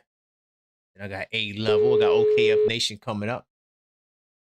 646-995-8389. We're talking about the Boston Celtics swiping away Mitchell Robinson. All right, what's up, come on? What's going on, Mike? So much, man. I was listening to you talk that talk, brother. Yo, I'm always going to talk that talk, man. You know what I'm saying? I got to get us to basketball. I've been retired. I reserved myself because I know you're analytical and I know all these things that was happening. But Mitchell Robinson can go and I know it. He can go to Boston. He can go to Miami, wherever you want to go. Because look at, do you see OKC? They're not thinking, they may let Hartenstein walk. Oh, he's out of there. Hartenstein's They out of may there. let Lou Dort walk because they have signed these guys. They have these guys on rookie deals that are producing. Right. That's true too. Look at Mitchell. Look at AJ Mitchell. You know we could again. It's another person. I always implore the Knicks do the research because I haven't seen this guy, but he was injured like McCullough, and now look at him produce. 2023. Look at him in 2026. Unstoppable. Do you think Tibbs would have ruined him though? Oh, you damn right. Tibbs would have had him on the bench. He ruined Gaudier. Right. What if McCullough is just as nice as Mitchell? He may be, but we can't see him because he's on that two-way and he's not in the playoffs. But next year we might see him. But look at Okori, the standout guard from Stanford. Look at Allen Graves from Santa Clara, where Mitchell came from. And he grew, and he's 6'8". He used to play guard like Mitchell. He may be a sleeper. Then you turn around, I'm looking at Sanak from Houston. All right? Okay. Because, look, if Mitchell Walker, we can get somebody like Sanak. Sanak got great hands. He can shoot mid-range to three, and he posts up. And Bob Miller. Did you see what Bob Miller did at the combine? No, I didn't watch the combine. Man, I fell asleep on that. They said this kid caught the rebound, didn't come down and did a hook like dunk, and he was doing YouTube? stuff like It didn't come on YouTube. It was on ESPN 2. I might got it recorded on my box. I got to check it. Yeah, you got to check it out. And last but not least, Cameron Carr. He didn't even have to play. He was projected to be a first-round draft pick. He played. He had 30 points. He went 9 of 16 shooting. I think he had 6 of 9 threes. And did handling. Tyreek Evans play? Did Tyreek Evans play? No. Ooh, okay. Yeah, I know the kid that got drafted by what was his name? By Zion's team, New Orleans. He played. Jeremy Fears' brother played. He played well, but I'm telling you, Cameron Carr improved his stock. So all I'm saying, let's invest in this draft and get up and get these guys, so we can grow like OKC and the Spurs, who they're gonna be filling out their team with rookie deal contracts, and they're gonna let these players that want all this money go, and they're not gonna go in the second apron. Right, got you. Thank you, man. I appreciate you, brother. All right. Great call, Mike. And no Giannis, please. Oh, God. All right. No Greek salad. I got you. All right. Salute to my man, Mike. He said no Greek salad, man. Ty, call back if you want to talk. I got Turbo and Figgy. Okay, and I got my man A-Level. I don't trust Boston, y'all. I don't, man. I think they might make a petty move. Just to be petty. Tell a friend that we live, man. Hey, man. What your thoughts on Boston, man? They out here snooping, dog. They looking at our food like, oh, I want that. Oh, Landry Shaman. Of course they are. Of course they are. Because they made a mistake and they ran into the second apron and gave up Al Horford and Kristaps Porzingis and Drew Holiday. They have not been the same team, man, since 2024. I'm telling you that right now. And what's kind of scary for us is that we gonna win the chip, and we headed for that same kind of direction, and we gonna have to make some tough decisions, man. I That's don't what know. I'm saying. That's what I'm saying. Do we let anybody go? I mean, or do we hit that second apron and go for broke? A-level, look, A-level, look. We seen that formula not work. Running it back. Like if we win the championship, that means it didn't work for OKC too. So I think we should try to make the move to get better no matter what. Now, I'm not going to say if it's Greek salad or whatever, but I think that you got to always look to try to improve because, these teams are coming for you, man. And staying the same hasn't worked. It could work, but I don't know. I wholeheartedly agree with you. You know why, brother? Because I don't want this to be the 53-year drought is gone, and now we moving back to mediocrity after one chip. Mm-hmm. You know what I'm saying? Mm-hmm. We trying to be like San Antonio Spurs and all of these organizations that just constantly add and build to what it is that we got. We want to be setting up a new legacy to contend for championships or contend for playoff contentions for years and years to come, man. We want to change the narrative, change the culture, man. And the way you do that is, like you said, you're going to have to make some tough choices. But I think if you get the right kind of pieces in there to do what Mitch does, you know what I'm saying? Because here's the thing. Mitch has been efficient because our staff and our coaching staff and our sports team, has been keeping them healthy, and using them in the right ways. I don't know if that happens with him on other teams. You know what I'm saying? I don't think they know how to really manage him. You know what I'm saying? Right. That's why he's really been able to be effective, and available. Yeah. There's 20 teams that can give him his last salary in this free agency. I'm not saying they all going to try to do it, but that's a lot of competition for the whole cheap route. Yeah. You ain't gonna be able to go through the cheap route. I'm telling you. If I'm him, I'm probably gonna go for the best bag because this is the best. I'm gonna get it. So I what if the Brooklyn Nets come? What if the Brooklyn Nets is like, yo, we'll give you the max? We can't let him go across to the Swamp Dragons. I'm sorry, man. We can't lose him to the Swamp Dragons, man.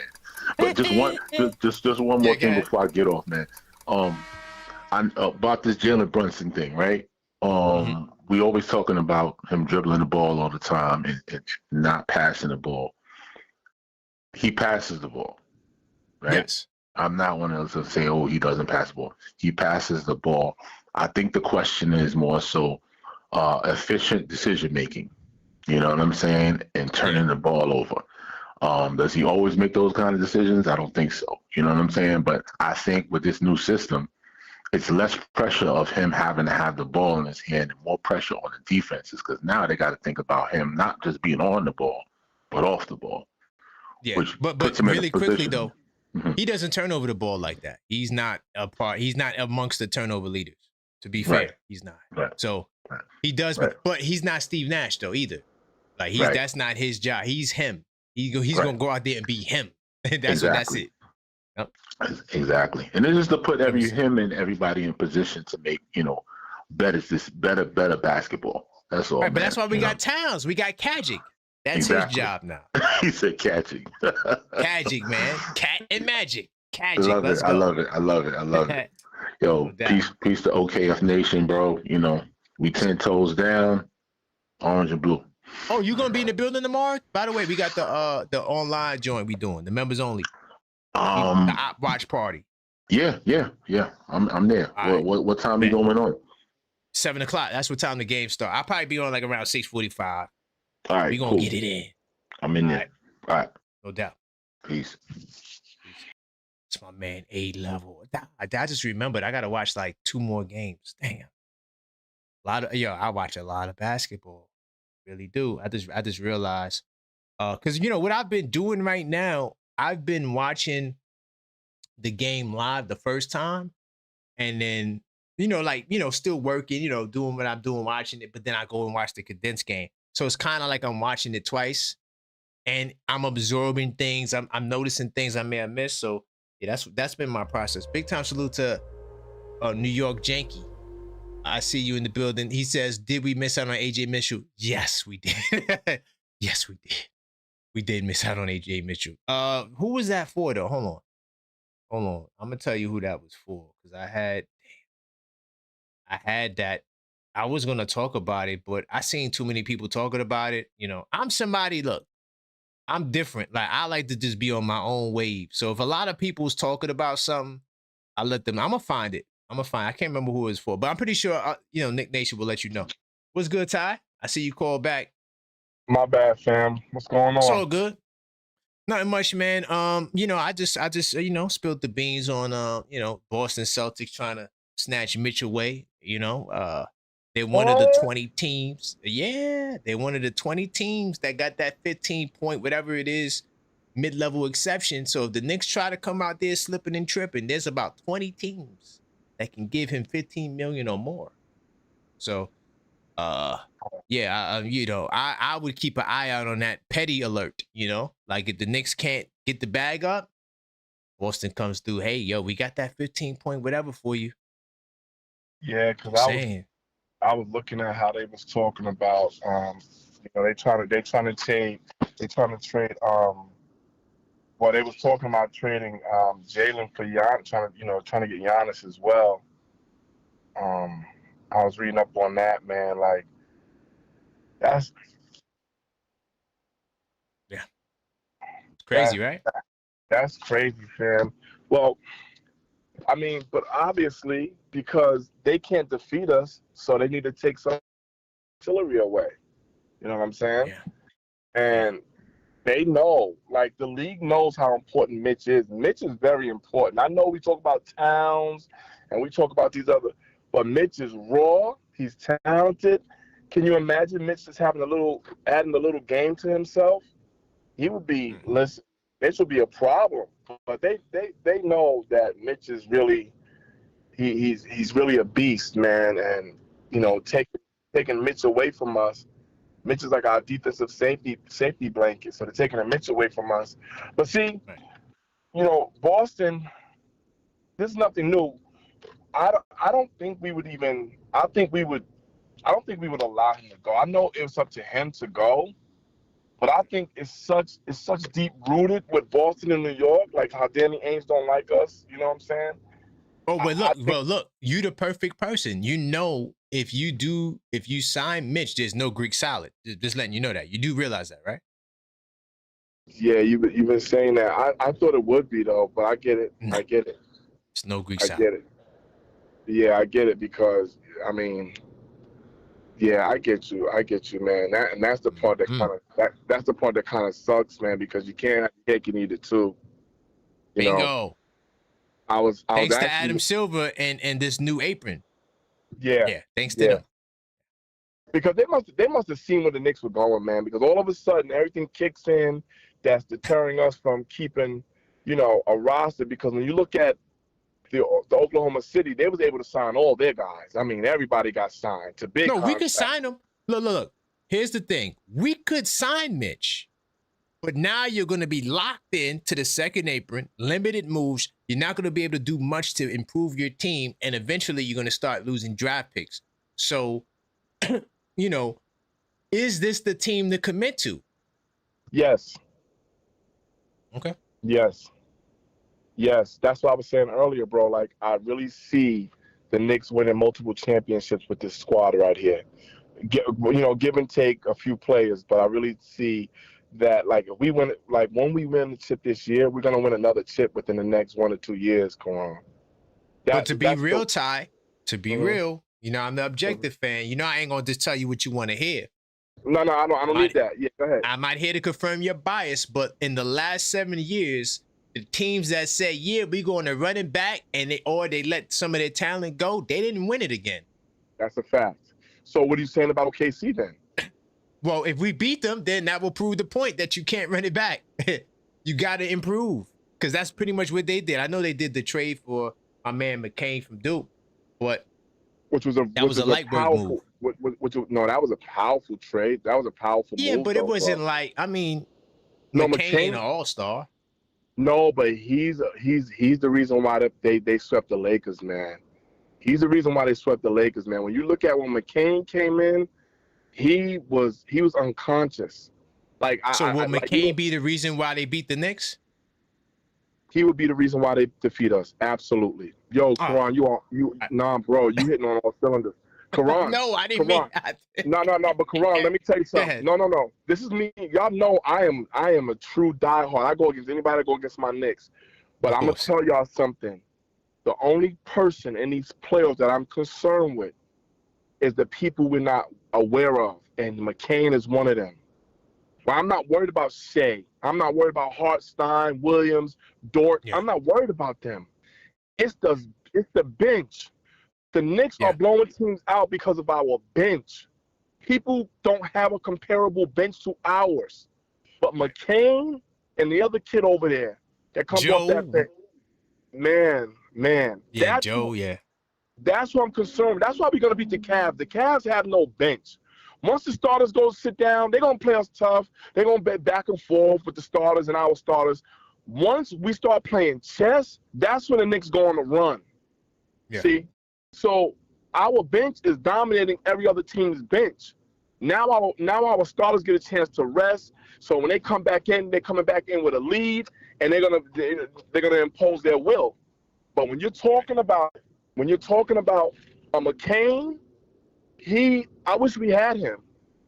Like I'm not saying he's Landry Shaman, but he really can shoot that ball, man. And he's really fearless going to the hole, and he reminds me of Shaman in him, man. And he's my dog. I know all about him from Duke University. Yeah. So we can't. I'm not gonna sit here and be naive. Oh, the Knicks. No, we're winning the chip this year. But I'm saying and I think Mike Brown knows this, and he'll be prepared for it when we get there. But that proves the point that you can't run it back with the same team. You think you're going to win the championship. Just saying, gotta be fair. No. Let me explain something to you. I love stats because stats give you an identity and an awareness of where the projection could be and where it could go and where it could not go. Mm-hmm. when you're talking about Mike Brown and you're talking about the system we're in, I gave you kudos. I said, okay, in the beginning of the year, he was running Sacramento's offense. Okay, cool. Yeah. Now he's running Golden State's offense when they won 2-3 in a row. So that is what we're looking at right now. Okay. We are like, you got to look at it like this. Yes, Steph Curry to me is arguably, to me, Steph Curry is better than LeBron. And the reason why I'm saying that, because I go off of players who impacted the game, who have changed the game. Steph Curry has changed the game. You have to pick up people 94 feet. You have to pick up people like Steph Curry 94 feet. You got to protect. You got to guard people at the logo because of Steph Curry. Not because of LeBron, but because of Steph Curry. So when making that point, right, you look at Jalen Brunson. Jalen Brunson, no, he's not Steph Curry as far as just coming off of picks and shooting from the logo. He's a little bit more dynamic. The reason why I say that, because Brunson can shoot that three very well, not as efficient as Steph, of course, because Steph is probably arguably the greatest shooter ever to exist. But when you're talking about Jalen Brunson, he can score at a high efficiency on each level, from the three to the mid and to the paint. He's more efficient than big men who are supposed to be down there and that efficient in the paint. So when you're talking about putting a player like that in a Steve Kerr flex motion offense that we're running right now, with Cat being the Draymond Green, but actually can shoot, they would leave Draymond open, and Golden State would still be able to get their offense to move and get going and score. Can you imagine them same teams that have to guard Draymond at the 3-point line and not leave him open? What would have happened? Listen, Golden State would have won at least two more. Two more. Because you can't guard the paint. So when you're looking at a New York Knicks squad, you got to come out and guard Karl-Anthony Towns. Bingo. You can't help out. You can't hide Wemby and make him just a help defender. That's a fact. And if you put somebody small on him, like a lot of teams try to do in the playoffs, you put somebody small on him, he's going to back him down. He's going to take him to the hole. There is 100%. No guarding the New York Knicks, man. So at this point, I'm going to just say this, Karan, I'm going to go. Listen, man, I fear nobody right now, because I know that the Knicks is going to win the chip this year. That's one thing I do know. It's 100%. just how we're going to run it back. And because Mike Brown had experience with running it back with the Golden State Warriors, and he saw how it was done, I don't think he's going to have a problem doing that. And if you're giving us, and if you're going to allow us to eat our filet mignon with some Greek salad, I don't know how you're going to stop that meal. Well, then your boy Mitch might be a Celtic. Just just prepare for it. Okay. Mitch ain't going. Okay. He ain't going to Boston. Mitch ain't going to do that to us. He can't. There's no loyalty in basketball, Ty. If they're offering him the most money, he will be in Boston. No, he won't go to Boston. Because some players, like Brunson taught us, and like he probably taught Mitch, you're gonna make your money. You're a multi-millionaire. Nobody's counting your bag, but you don't want to sell your soul. You don't. All money ain't good money is what I want to say. So you can go ahead and go to Boston, but what, Mitch? Now you're gonna be what? A Kendrick Perkins? What are you gonna be? Yeah. Like, come on. That don't even make sense. Mitch, don't do that. I hope Mitch don't do that. I hope he elects to go somewhere else. Come on, you always triggering somebody. You always coming up with these topics, man. Yo, look, Ty, can I say something? At least we have basketball. Tomorrow we're gonna know our fate. Before we got off earlier today, I told everybody, truth be told, laughed at me because I was like, yeah, we were bored today because I know everybody was coming for me. I didn't care because you put up these topics. So now I'm just going to start comparing the greats to the greats. I don't care. Okay. I ain't mad at you, Ty. This is why we here. There's no basketball tonight. We got to talk. That's a fact. We were bored.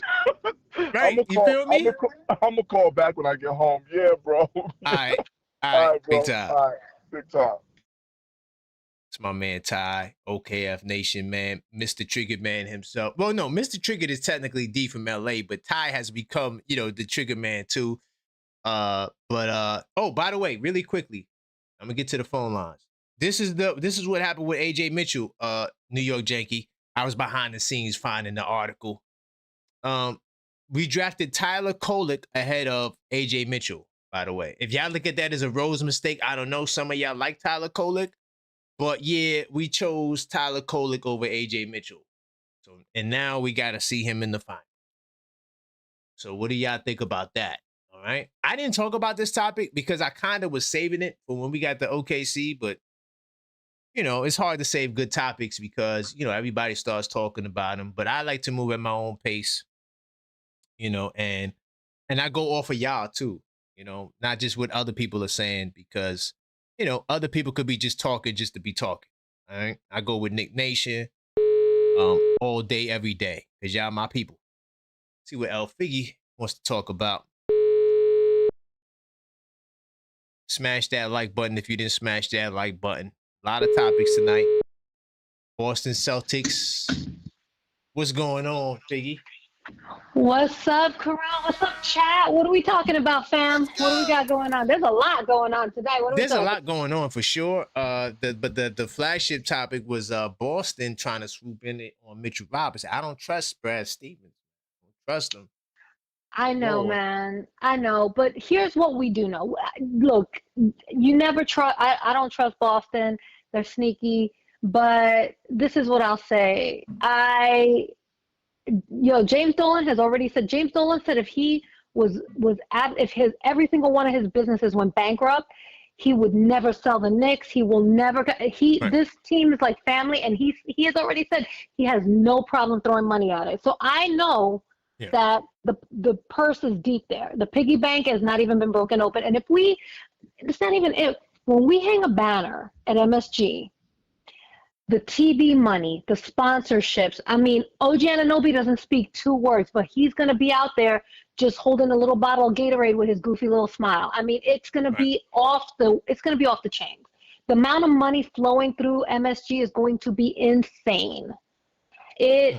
I'm not worried about that. And I want to keep the team together at all costs because there is value in continuity. That's the honest to God truth. There's a reason why OKC looks so much more dominant. There was a reason that, the Celtics, until we, put a stop to that, were so dominant. There's a reason why these teams have stayed together. And right now we're just starting to see the connectedness of this team and we're starting to see the team come into complete fruition. All the things that James Dolan had put together, everything we thought this team could be, we're starting to see it right now at the perfect time, man.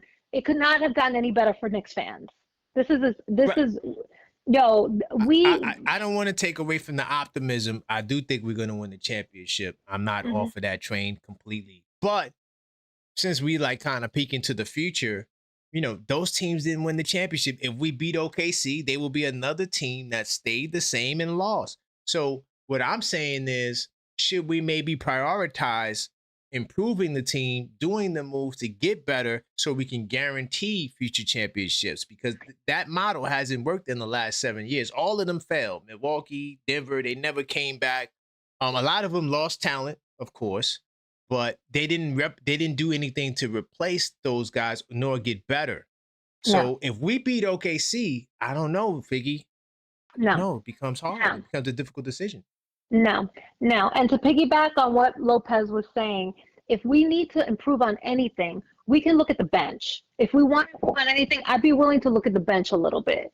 And I'd be willing to make some improvements there because I think there are some areas there that we could improve on. But in terms of the starting 5, and in terms of Mitchell Robinson, we keep the core together. We keep these guys together because there is value in continuity. When you get on a basketball court, and you know this, Karan, because you play basketball, and if anybody out there who has played sports, there is value in knowing just how your guy likes the ball passed to him, where he likes to set up, where he wants to be, exactly how to set lobs up for Mitch or Cat or whomever. There is benefit in that. And when you have to continuously blow up the team year and year and year, that's where you lose momentum. And right now, If you look at the Detroit Pistons are beneficiaries of a lot of changes to the top teams. The Knicks, we got a brand new head coach. We had to learn a brand new system. One of the reasons that we've been, and this goes to show you how good the Knicks are, despite the fact that Mike Brown has not really utilized Cat to his full potential, we still came into this playoff series in the top 3, even with Cat not being fully utilized and him really not knowing how to plug in players from the bench. Goes to show you the strength of the Knicks. But we had a brand new coach. We already know what happened in Boston. Everybody was gone except Jaylen Brown and Derek White. You know, everybody there had to get moved around. So Detroit. So I see what you're saying. So you're saying, Figgy, that those other teams already were together for years and they probably just reached their peak. You're saying we hadn't reached our peak yet because it was the first year of Mike Brown, and you're saying that the second year of Mike Brown is going to be better. Oh, we're just starting to see it right now. Gotcha. Karan, it's like an iceberg, man, where 90% of the mass of this thing is underwater. We have not even seen the full glory that is the New York Knicks right now. Imagine next year when Mike Brown has already coached these guys for a whole season. It is going to be insane. And the amount of merch and TV money, it is going to be, I mean, we're going to be printing money around here. It's going to be crazy. And I really do believe that. And I think that as long as we continue on the road we're on, there's nobody stopping us this playoff season. And I don't see any. Detroit can make whatever moves they want to make. They're a worse team this year. Again, they peaked. Detroit already peaked. They peaked I want to say they peaked maybe end of March, early April. They were already getting beaten by the Hawks. They were getting beaten by lesser teams. When we were going into the playoffs, they already started their downward spiral. And what they're seeing now with Orlando, and God bless Detroit 9. He's over here talking about we have an easy road. How do we have an easier road than they do? Let's look at the facts. Orlando, they went to 7 games without Franz Wagner. And they had to battle those and knock heads with those guys. Now, when you got on the phone with me, Karan, I was dying laughing last night from the buffoonery. The Cleveland Cavaliers, man, they dared them to win. They handed them that win on a silver platter. Crazy. The Detroit Pistons could barely break the century mark. They can barely score 100 points in overtime with a team that can't even hold on to the ball, man. They turn over that ball. It's sad, really. And now they're talking about we had to play the hottest team going into the playoffs in the Atlanta Hawks with the best record.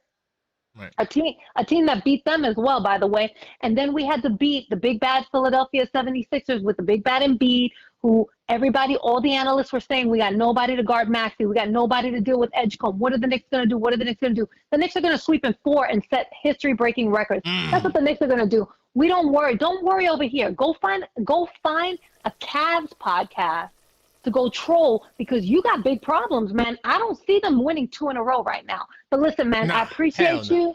Yo, Karan, I appreciate everything. No, Figgy, I appreciate you because you actually gave me some food for thought. I never thought about it like that. That Mike Brown could be better in his second year. And this would be the difference with those other teams. Those other teams were together already before their title run. Oh, and they peaked. We didn't get a chance to peak yet. So yeah. My God, Karan, look how streaky we've been all season, and we're Knicks fans. There's a Hawks fan, not the other Hawk that I think that's Skywalker trolling us, but he's pretending to be a Hawks fan. You know how you could tell, man, because it's so funny. No, let me tell you something I did. I shouted out Dyson Daniels. To say, yo, Hawks, man.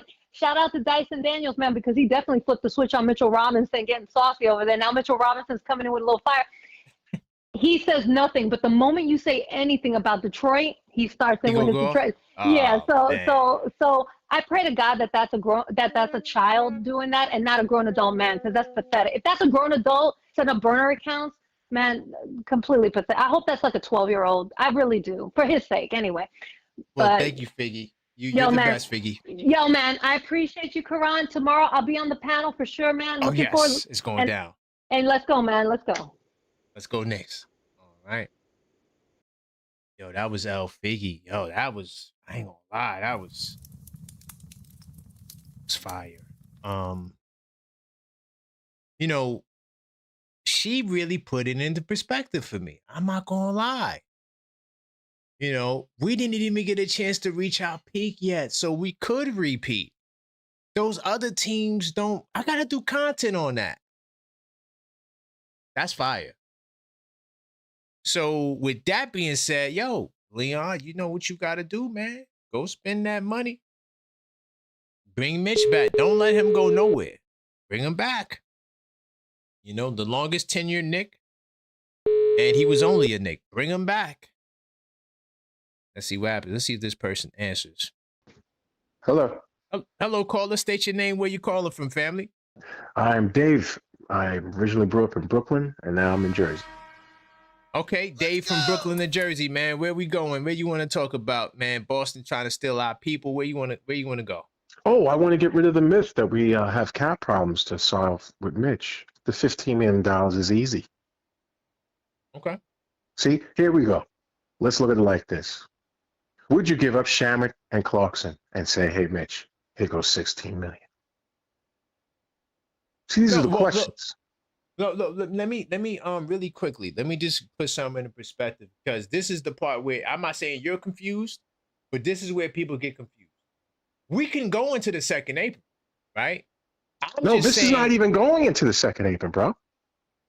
No. It don't even matter. Like, let's go. No, because look, either way, I get what you're saying. You still got to sign 4 to 5 other people, so you will be in the second apron.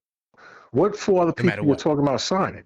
Diawara? Because you will only have 9 to 10 people on the salary. NBA rules, you have to have 14 minimum. Right. So what are we going to do with McCullough, Diawara, right, Hot Porty? That's $2 million, $2 million, $2 million. Right. So that all adds up. So you'll be in the second apron. That's all I'm trying to say. No matter how you cut it. If you give Mitch 16, you pay them, second apron. But what if we let them go? What if we let Hot Porty go? We let Clarkson go. Because you're going to have to replace him no matter what. You still got to sign 4. Because you will only have 10 players under contract. You still got to sign 4 more. Yeah, you just move your own kids up. You got to pay them $2 million a pop. Okay. Yeah. And then you'll be in the second apron. You'll be in the second apron. It's only the end of the world for one season when the cap moves up. It's not the end of the world. It's all these kids are. If McCullers, Diawara, you got Deuce coming up too. You got Deuce coming up next year. You worry about that because Alvarado comes off after his player option. That's another full $5 million. Yeah. You worry about 3 years, we're at 2 years, but we just talking about Mitch. When we talk about Mitch. Well, really quickly, right? What Figgy did for me, right, was she said this team is going to get better even if you keep them together. Oh, so well. It doesn't even matter. Let's keep everybody. Well, and let's do another year under Mike Brown. That's that should happen because Mike Brown has already developed a strength in numbers approach that he had with Golden State. Right. So this strength in numbers approach means that Kolek, Diawara, McCullers, all the children are going to get burned. If you watch Kerr, he's developing as he goes along. You watch Mike this year, he spotted every one of these kids and got them developed before they get. And then they didn't even go to the playoffs yet, but they got spotted. And the blowouts, all the kids are playing a quarter already, twice in 2 playoff games. Great point. Okay, so they're already developing. They're already making sure that they have the foundation. Dave. Yes, bring them all back. Let's bring them all back. No trades. No trades. Bring them all back. Bring it all back and let this guy continue to spot these kids in and out and develop our team. We are strengthening numbers and the cap. This is why Leon Rose is such a pioneer. The second-round picks do not count against your cap. How many second-round picks do we have, brother? Wait, when you say they don't count against your cap, I don't understand what you mean by that. When you sign your second-round picks, like Tyler Kolek's salary, that's not against your cap because he's a second-round pick when he's a second-round rookie contract. I don't think that I haven't seen that in the rules. Just check. But I'm telling you, the second rounds are low. And why do they pay Kolek so much? See if Kolek is counting against the cap right now. It definitely is. Look, let me show you. This is the cap hit. You see that right there? See that 2.2? That's on there. right? And who else? Deuce McBride was no, he's not. No. He's already got extended. He's already got extension. Tyler Kolek, I'm not sure if you're looking at the screen. This is strictly. He's all right. So Kolek was a different pick. Is McCullers against the cap? McCullough was a two-way. He never was signed. Two ways don't count against the cap, whether you're a second pick or not. This is another player you're going to move for $1 million. No, it would be two. The cap would be 2.2, something like that. Yeah. So you may be over the cap one time, and then the 10% rise comes, bruh. Yeah, but and you still have all your children. But Dave, look, we don't care because we gonna be better. Like so you can go into the second apron if you think your team is gonna rise. You don't go into the second apron if you like the Cavaliers and your team is going to be crushed. See, they out to sea, right, bro. They looking for a lighthouse. Their boat is out, man. So they can't afford to stay there. No, they can't. They have to abandon ship. But us, all we got to do is keep packing our groceries. Right, and we got young bulls coming up. We got 3 picks. So at least take a look at them. All right, bro? Take a peek at our stuff before we walk. All right, brother. Later. Great call, brother. All right. All right. Now, that was a good first-time call. But, the reason why I interfere, because it's confusing. Like, the whole rules with the NBA is just, it's so complex for no goddamn reason, man. Like, why can't it just be simple? You got aprons, and when you get to these aprons, you can't do this, and you can't do that, and it's nonsense, bro. It's nonsense, man. Like, the aprons, all right. Lakers, Knicks, Warriors. We could pay whatever luxury tax they want to charge. It don't even matter. The problem is you can't do moves. Like back in the day, we keep Mitch and do the Giannis trade. Easy. But now you can't do it because you're going to be restricted in hard cap. They introduced the hard cap to the NBA. And the reason why they did it, they want to prevent the Warriors and the Lakers from being these unfair dynasties where we could just bring star players over, pay them, sign mid-levels and all of that, and do whatever the hell we want to do. There were, rules, cap implications, but, if you don't have any apron restrictions, there's no stopping LA from getting Jokic, Luka, and whoever. So they wanted to put a cap on the cheat code, so to speak, of, the NBA and what they got going. And it's a shame because now we can't get the Greek salad and this brother because, of apron politics. What's good, Tubbo? What's happening, brother? I see you. Boston, man. Oh, boy. Yeah, why you do that? Hey, man, I'm just telling you, man, these teams are in their offseason and they're lurking, dog. They like sharks in the water. You better pay that, man. I told you, I'm the biggest advocate for Mitchell Robinson. There's no way you're the biggest advocate for Mitchell Robinson after you said that, bro. Why? How many teams? Out of how many teams Celtics is looking at them? 20 teams. Exactly. So why are we isolating the Celtics? That's what I wanted to call you out on. Because listen, if you go out there if you do your Greek salad trade, or if you go out there, you try to tell the man, look, man, you've been half available. We want to give you half the money. Okay, they gonna come and say, hey, we got 15 point whatever for you. That's if Brooklyn don't come and say we'll give you the max. That's if LA doesn't come and say, yo, we got 18, 4, 5. So I'm an advocate for Mitch to get paid. That's why I was doing the low management shows, man. Look, I see the play.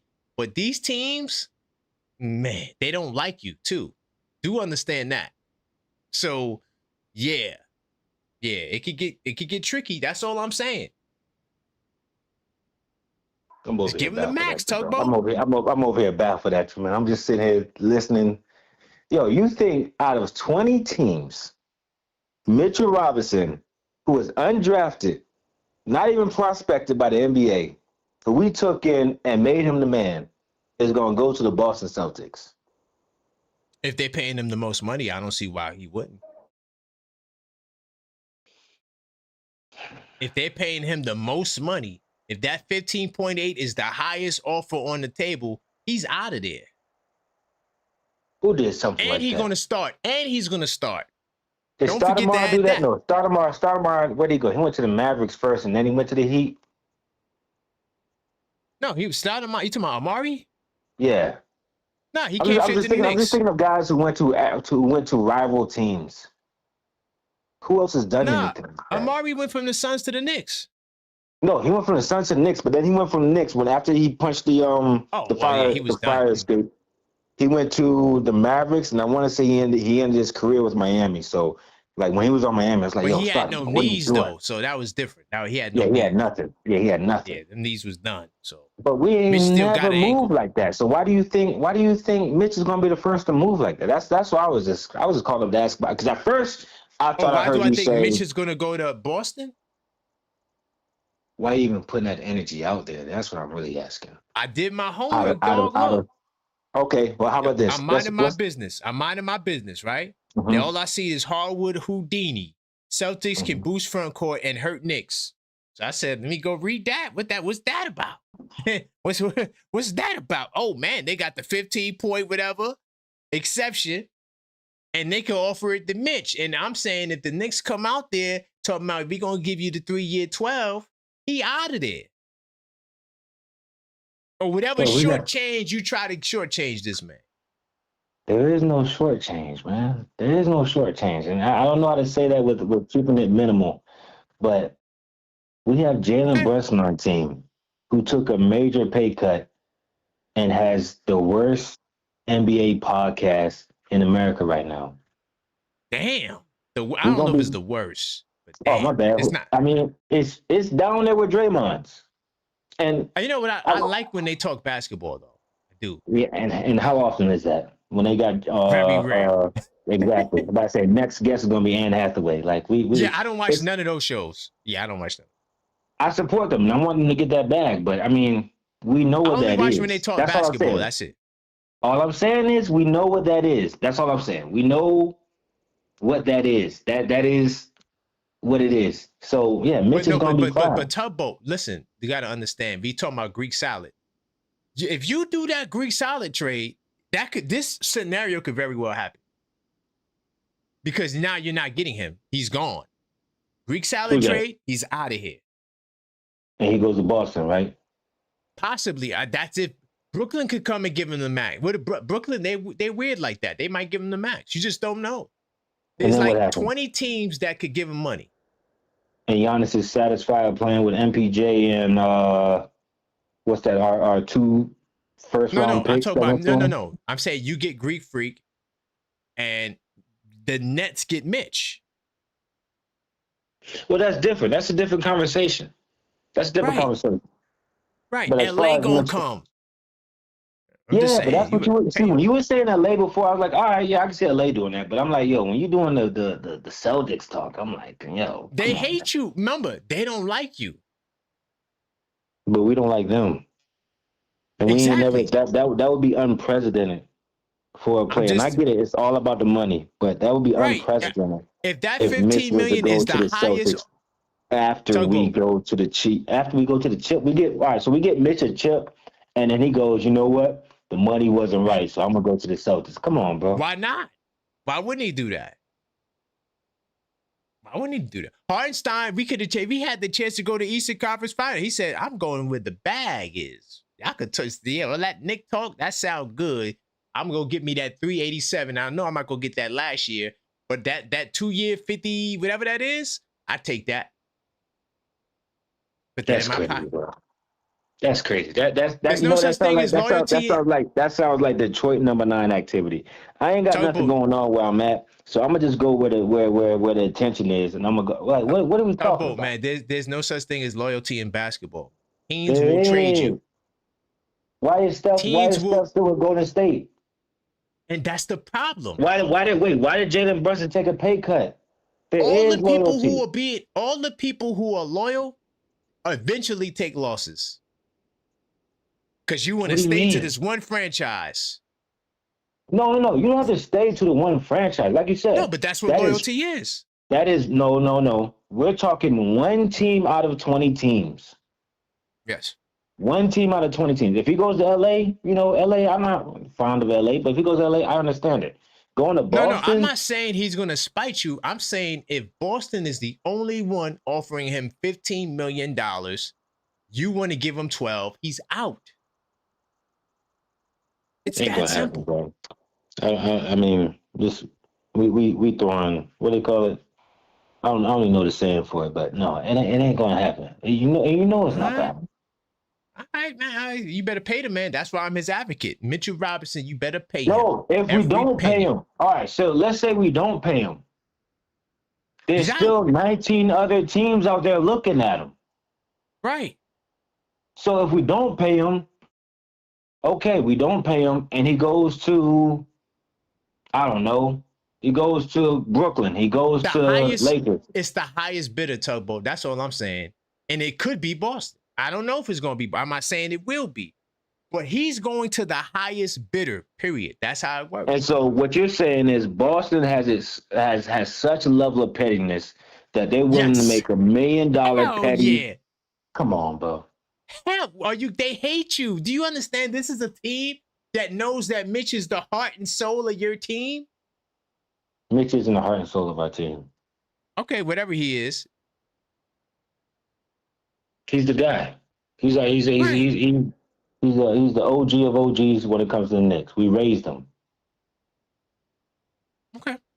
Well, no, but Tugboat, Figgy convinced me. Figgy had the most compelling argument for me to keep the team the same. Did you hear her argument? I did. And if we keep the team the same, I'm cool with that because that's what Golden State did. They kept the team the same. They won in, 2015. Then they lost in 2016. And then KD came over there to them. Well, that's not the same example.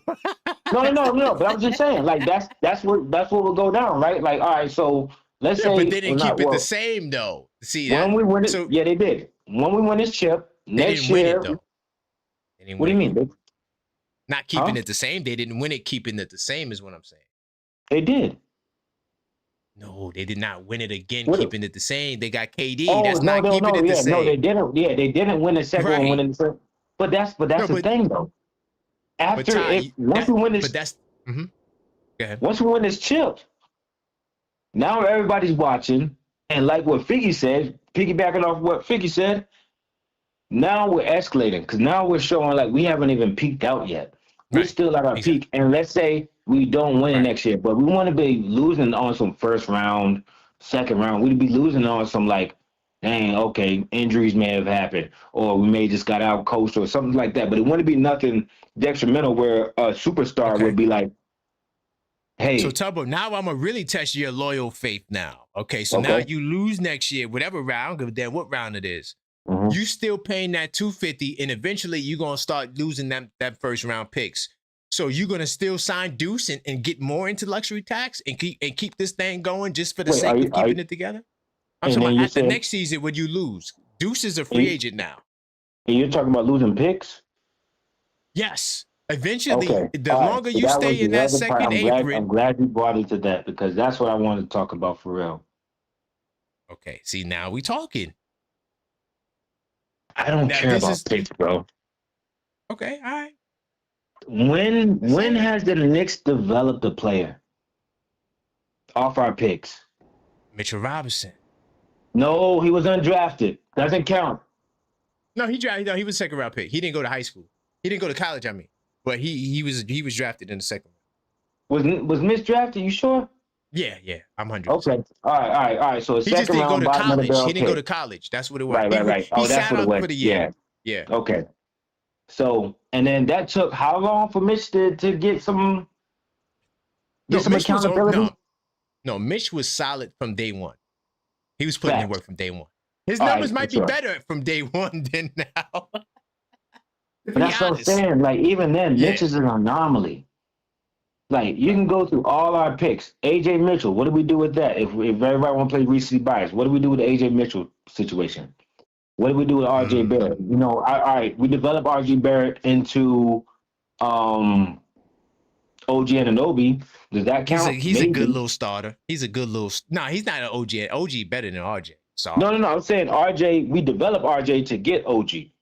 Oh, okay. That's what I'm saying. So if you want to look at it in that aspect, it's like if we didn't develop RJ, we wouldn't have OG. Okay, cool. But everybody's crying for Tyler Kolek minutes. Where's Tyler Kolek at? Everybody's crying for Mo Diamaro minutes. Where's Mo at? Let me not trigger no one. I'm not gonna say nothing about Tyler Kolek. Yeah, like I said, I don't really care. I don't really care about draft picks, man. Yeah, it's never been a Knicks thing. It hasn't been a Knicks thing. If that's the new direction we're moving in, I'm all for it. But as far as our history precedes us, what have we done with draft picks? That's always been kind of our laughing stock. So I just want you on the record, right? So you said if we lose next year, you're gonna pay Deuce McBride whatever you want and go further in luxury tax with a team that lost, just to keep them together. How'd you get Deuce out of that? Because this is what I'm trying to tell you. Because you said you wanted to keep it together, even if we lose next year. That summer we got to sign Deuce to keep it all together. So now we got to go deeper into second apron and luxury tax to sign Deuce because he ain't signed it. But did I say we keep it all together? Oh, okay, all right. Yeah. At what point do we say, all right, it's okay? We talking about Mitch. All right. Yeah. No, the whole squad. I mean, there's a little bit of fat to trim off this steak. So if Deuce has to go, I'm cool with Deuce having to go. I mean, like, shout out to you. You did great with us. But I mean, and I ain't trying to isolate no players because anybody can go at any time. No, we talking about money and business now. Now we spending $200-something million to not win championships. Now, at what point does that not become fun? You know what I'm saying? Like, at what point do we say, all right, this second apron thing, we're not winning anymore. All right, we got to scale it back now. You know, what happens then? You see, that's what I'm thinking. That's why I'm riding with Figgy. No, I'm staying with Tugboat. I'm staying with Figgy. We're going to be better next year, and we're going to repeat. That's what my thought process is. Do not tell me anything short of that. Full repeat? We're on a full repeat with Figgy. I'm with Figgy. Oh, see, then I got to play your game with, I got to play the same game. What if we don't repeat? Then what? Oh, my God. All right, Tugboat, I'll talk to you. You see what I'm saying? Like, yo, you took me through that whole hopscotch. I can ask you that same question. Hey, yo, all right, if we don't Tugboat, repeat, then what? God. What are you going to do then? What are you going to do with your apron then? What are you going to do with your draft picks then? If we don't repeat, just real quick, and I'll get up out your hair. If we don't repeat, are we getting Kevin Durant? And I'm not saying Kevin Durant. I'm just talking in a Golden State metaphor. That's it. Are we getting Kevin Durant? No, that shit might have sell. You might not be able to get. You might not be able to get those guys anymore. Why do you say that? Why would you say that? Because now you're not the hottest thing. Because it's not Giannis. Because it's not LeBron. Like because Giannis already goes to LA. LeBron is retired. Who else you gonna get? You're saying Giannis and LeBron is the only two guys you'd want to get if we don't get a championship, bro? Who you gonna trade for? That's gonna trade with you. That's gonna say I want to go to New York and got leverage. See that part? Yeah, I ain't gonna drag this out with you, bro. Because you talking crazy right now. You're saying if it ain't LeBron and if it ain't Giannis, I don't want so give nobody. Me the name. No. I'm not saying I don't want. I'm saying who would that be? There might not be nobody that fits that caliber. Who would that be? You gotta tell me. What, a 41-year-old LeBron? No, the caliber of someone who's a superstar that wants to come to New York, like the Greek salad. They're always available in the offseason, every summer. There's always somebody. All right, Tubbo. No? Am I tripping? All right, we can talk more about this, man. All right. We'll see. All right, man. Yeah. What's tomorrow? Tomorrow's Friday? We out watching tomorrow? Oh, yeah. We definitely out. Oh, man. Are we? We definitely going to watch tomorrow. That's going to be at, I'm going to start the show at 6:45. All right, bet. I'll be there. Bet. All right. All right, hold on. Ty, I got you, Ty. Give me 2 seconds, Ty. Hold on. Let me get Trey, and then I got my man, Ty. I see you, Ty. I got you. Let me just get my man Trey on the line. Yo, Corona Dawn, Knicks Nation. You know how we do. What's happening? Big Queens. Big Queens. Hey, yo, listen. Hold on. Teams, they stupid on us. Go ahead. No, let me get, because I had what I wanted to talk to you about, but then I had to listen to the last 3 callers, so now I just changed up my whole shit. Because you know how me and you do. When we talk, we got to talk our ish. Nah, see, the last 3 people that called, Vicky, Tugboat, and somebody else. I just want to touch some of their points. Vicky, I love her points, so I'm gonna get to her last. Tugboat and the other guy. First of all, some people they don't get like the cap, the hard cap pause, the 14 player minimum that has to be on the joint. So you can't just get rid of this person and pay. You can't just. It don't work that way. Number two, what they don't get is Mitch Robinson. He falls into the same category as what happens to us. They come to the Knicks, we make them look good, and then niggas offer them an offer that they can't refuse and an offer that underneath the cap that we can't pay. It's not that we don't want to keep Mitchell. You come on, like we done turned. That's what I'm trying to say. That's all we I was turned trying them to into the monster. Right. Oh, right. Hold on, because you be cutting my time. So let me try to hurry up. Let me hurry up. So now. So now it's not that we don't want to pay the nigga Mitchell, like, yo, nah, we need him. And the way Jalen Brunson, like, yo, this Villanova thing, I believe in it, because when Bridges is playing how he's supposed to play, the reason why Brunson wants his crew, because he's like, yo, I've won with this crew. It's like these are his guys in the hood. Like, we got jumped together, we beat niggas up. These niggas never ran on me. I feel comfortable in battle with them. And I see it. And now DiVincenzo left, and OG is kind of like the new Villanova cat. And then the new Villanova, player. And everybody is. So I want the same team, back to Vicky's point, because now Brunson is starting to believe in y'all. And he's not trying to just score 50 every night.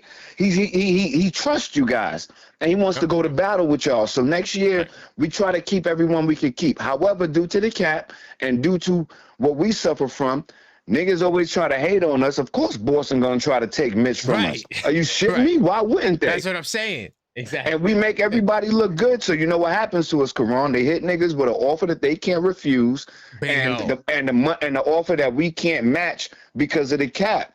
So now we have to use what we got to our advantage. Now we got everybody back looking great. So now, God forbid, if we don't get the chip and we got to do some negotiation, we don't have to give up the farm. Exactly. Now, we don't have the cap on our side, but we have negotiation. When we sit at the table, we don't have to give up the farm. So everybody Kool-Aid Jets, you know what I'm saying? And we good. Now, Vic, back to hold on, let's go back to Tugboat real quick, because he was like, yo, who have we drafted and who have we like built them up a little bit.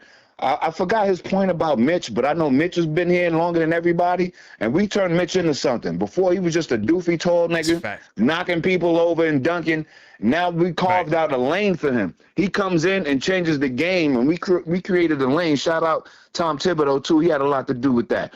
Emmanuel, quickly, we built him up. It was a few years. We gave him away to get OG, but we turned Emmanuel, we gave him the green light. We made that young man into something. Absolutely. Ask Emmanuel quickly if we leveled him up with his new mansion and shit. You know what I'm saying? All right. Exactly. Deuce McBride. Deuce McBride, I ain't know what that nigga was going to be in the league. He was too short to play the two, and then he don't have no point guard vision skills to play the one. What did we do? We turned him into something. McBride, we're going to have to pay that boy. You know what I'm saying? That's a whole nother topic. That's a whole nother topic that I don't even want to get to, because it's going to confuse the people who keep bothering you and keep wanting to argue with you about the cap, and they just don't get it. Karan is trying to tell y'all, yo, my nigga, I want to keep everybody. Vicky is right. If we're going to be clicking like this, we keep the same crew that Brunson trusts to go to war with, and it's working. Exactly. Until further notice. Right. Now, we'll tackle all of this. We keep this person, that person. After the season's over, we see how we panned out, and then we use our negotiation that we have on our advantage for our advantage. When we get this, stop cursing Karan out like just let go of Mitch. He's trying to tell y'all, yo, Washington Wizards is gonna offer Mitch a bag. That's another team. Like the people, Nets. There's teams out there that can spin the bag. They could spin the bag, and there's teams out there that just don't like us and would like to just interrupt it for the fuck of it. Part of my language. You know what I'm saying? I got you, man. Come on, once again, your lawyer had to come through and defend you, my nigga. You know how we do. Thank you. I appreciate that. Yo, keep doing your thing, man. Knicks Nation, I'm gone. Big time. All right, it's my man Trey. He's speaking a lot of sentiments that I'm trying to say. especially if you say, well, let's make a trade that could potentially set us up and get us somewhere. You know, the minute you make that trade and it goes against first apron rules or second apron rules, you're going to be hard capped. And once you hard cap, you can kiss Mitch goodbye. You know, and then now a team like Boston could slide in and do what they do. That's what the whole point of the show is. What's good, Ty? Yo, man, y'all tripping, man. Y'all tripping. You and Trey, whatever, y'all tripping. Y'all missing it. First of all, when y'all talking about a farm is where you raise cattle. It's where you raise animals from a baby, right? Mitch, when you win, the reason why Hartstein left, we didn't win a chip. The reason why we let Emmanuel quickly and them go, we didn't win a chip. We helped them develop so we can get assets for them. We know what we were doing. But when you're talking about a championship team like we are right now, you go over the cap. You spend that luxury to keep the team intact. So you're telling me Mitch will leave us for $3 million? That's not happening. Hartstein will leave us. No, Hartstein left us for how $87 million. How many? How much? 80. We could have gave him 4 years, 72 guaranteed. And how much did he leave for? 87. 3 years, 87. But almost, no, it really was 2 years, 54 because he's not getting that last year. No, let me go. That's almost $15 million, Karan. He's not getting the last year though, Ty. He's going to be a free agent this year. No. We're not doing that. What we're talking about is you said Hartstein left for 84. We offered him 70. That's almost 15 million. But he's only getting 54 though, Ty. That's all I'm saying. He's going to be out of there. They're not going to re-up that last year. But the They're going to let him go. You're missing it, bro. He's out of there because they won one already. His stock is already there. It's about winning championships. That's where your credibility comes in at. No, Hartstein said he want the bag. That's what he said. He said, I'm going because I'm going to get paid. But the point you see, this is the problem. This is the problem, right? Everybody's writing their own site. You guys are too emotional because y'all thinking like, oh, everybody gonna leave everybody's not leaving for the bag. Brunson came over here and gave up $100 and something million for us to go out and get a nice nuclear to win chips, because everybody knows it's more value in winning a chip than having a regular season type of, whatever success. All right. So we win a chip. Now Mitchell's stock rises. Dolan is not prepared to let a team go that finally brought him a championship. Y'all missing. Y'all bringing up Quickly. You're bringing up Hartstein. Hartstein, yes, he left for the bag, but one thing Hartstein did, he won a chip when he left. Mitchell ain't going to go to Boston for $3 million more and win a chip. They still not going to beat us with Mitchell over there. Mitchell can't guard Cap. Mitchell is a safety piece. No. It's not okay, Karan, because y'all sitting up here, you got your boy to my head, your lawyer, like we on your head. Tugboat was making a valid point, and you started tap dancing like the late, great Gregory Hines. Because what he's saying was, if in fact, Karan, the Knicks, and Figgy said it, she said, we'd rather just keep the farm. But we all know you can't keep the whole farm. Somebody's got to go. So, Ty, you agreeing with me? No, I'm not. I'm not agreeing. I'm agreeing with you to a certain point. But what I'm saying is, I just gave you the formula last week on how we can keep Mitchell by letting two certain players go. Somebody's going to be a casualty of war. But if you and Trey are telling me Mitchell is not worth trading some other players over him, then I will stand down. But it's currently constructed, and you're looking at Brunson, and you're telling me if Brunson says he don't see no value in Mitchell Robinson, then Mitchell is gone. But if Brunson goes to HR and he tells them, hey, I want to keep Mitchell, man. Mitchell, he's a great backup for Towns. I trust Mitchell. He was here before I was here. Mitchell ain't going nowhere. So your little guy I don't think Brunson hold weight like that. I'm sorry. What? So you're not so his uncle is Leon Rose or Worldwide. One of them is his uncle or his play uncle. His father is best friends with Leon Rose and Worldwide as one of them. And then you're gonna tell me that his dad, who's a coach, is gonna sit here and you're gonna say he don't hold that much weight? That is the problem. See, so let me respond to No. So but Dante was his groomsman. and he got up out of here. That was his man. Dante was Who? his man. No. And he got him up out of here. But you got to relax on this one. See, with Dante didn't leave by himself. Come on, I'm helping you out. Dante didn't leave by himself. Dante left in a package deal because of Randall that he couldn't control. They didn't send Dante by himself. Now, if you told me they sent him by himself, then I'd be like, Karan, damn, you're right, Karan. They sent him. He was a casualty of war. They sent him. So Coach Tibbs wasn't his man either? Coach Tibbs was not Brunson's man? man? Coach Tibbs is out of there, fam. So it's but he wasn't Brunson's man. Look at Morey. Look at Philly. Look at Morey. When the head go, the body shall fall. When the head goes, another the one. body It's shall funny. fall. Hold on, but Ty, I got another funny one for you. Brian Archer-Diakonu wasn't his man's. But Where you we got going? But no, we going that we're winning the chip. So all these people you're talking about as men, are they here to help us win the chip right now?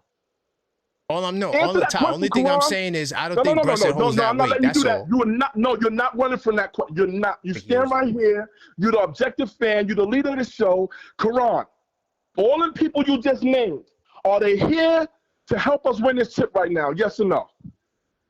No. Thank you. So that makes what you just said irrelevant. Irrelevant. Yeah, but Ty, you're putting Brunson standards. Brunson is the only one to sacrifice that type of money. People do not sacrifice money in the NBA. Karan, please think about what you're saying. Think about what you say. It's not cap, Karan. Think about give what me you're the saying. star player that sacrificed money. Hundreds of millions of dollars. But Sam, he was offered over $200 million. He took over $100 million pay cut. He's the only player, Ty. He's not the example. And no one else could afford to do that. They're not doing.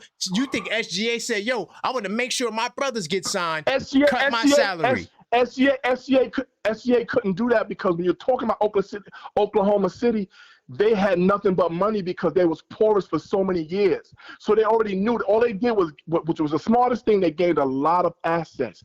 They gained a lot of trade, assets basically, right? Okay. So they were able to save money and draft. See, this is what New York does all the time. We draft players that we know we can mold.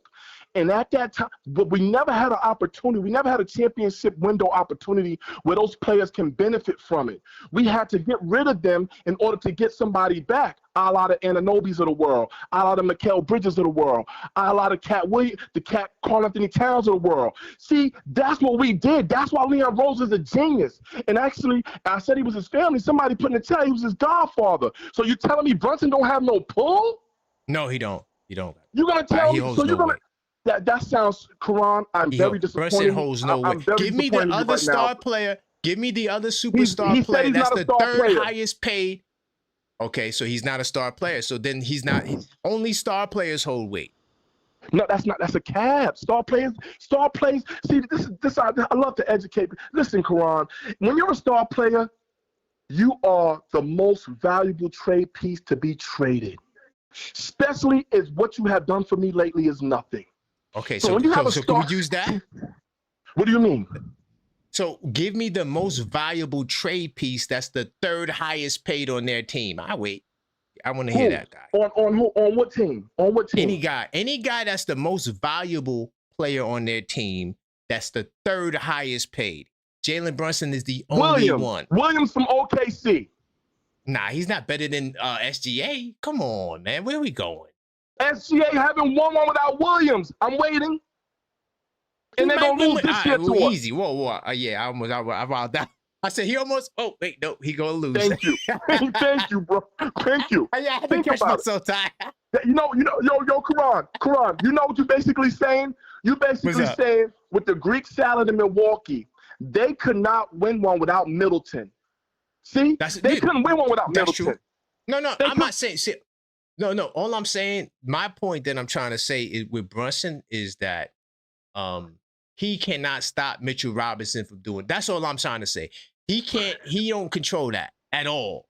Wait. You say that again, Karan? Say that again. He can't stop nothing when it comes to Mitchell Robinson. If the Knicks say, "Yo, we ain't spending that bag," you know what's so crazy?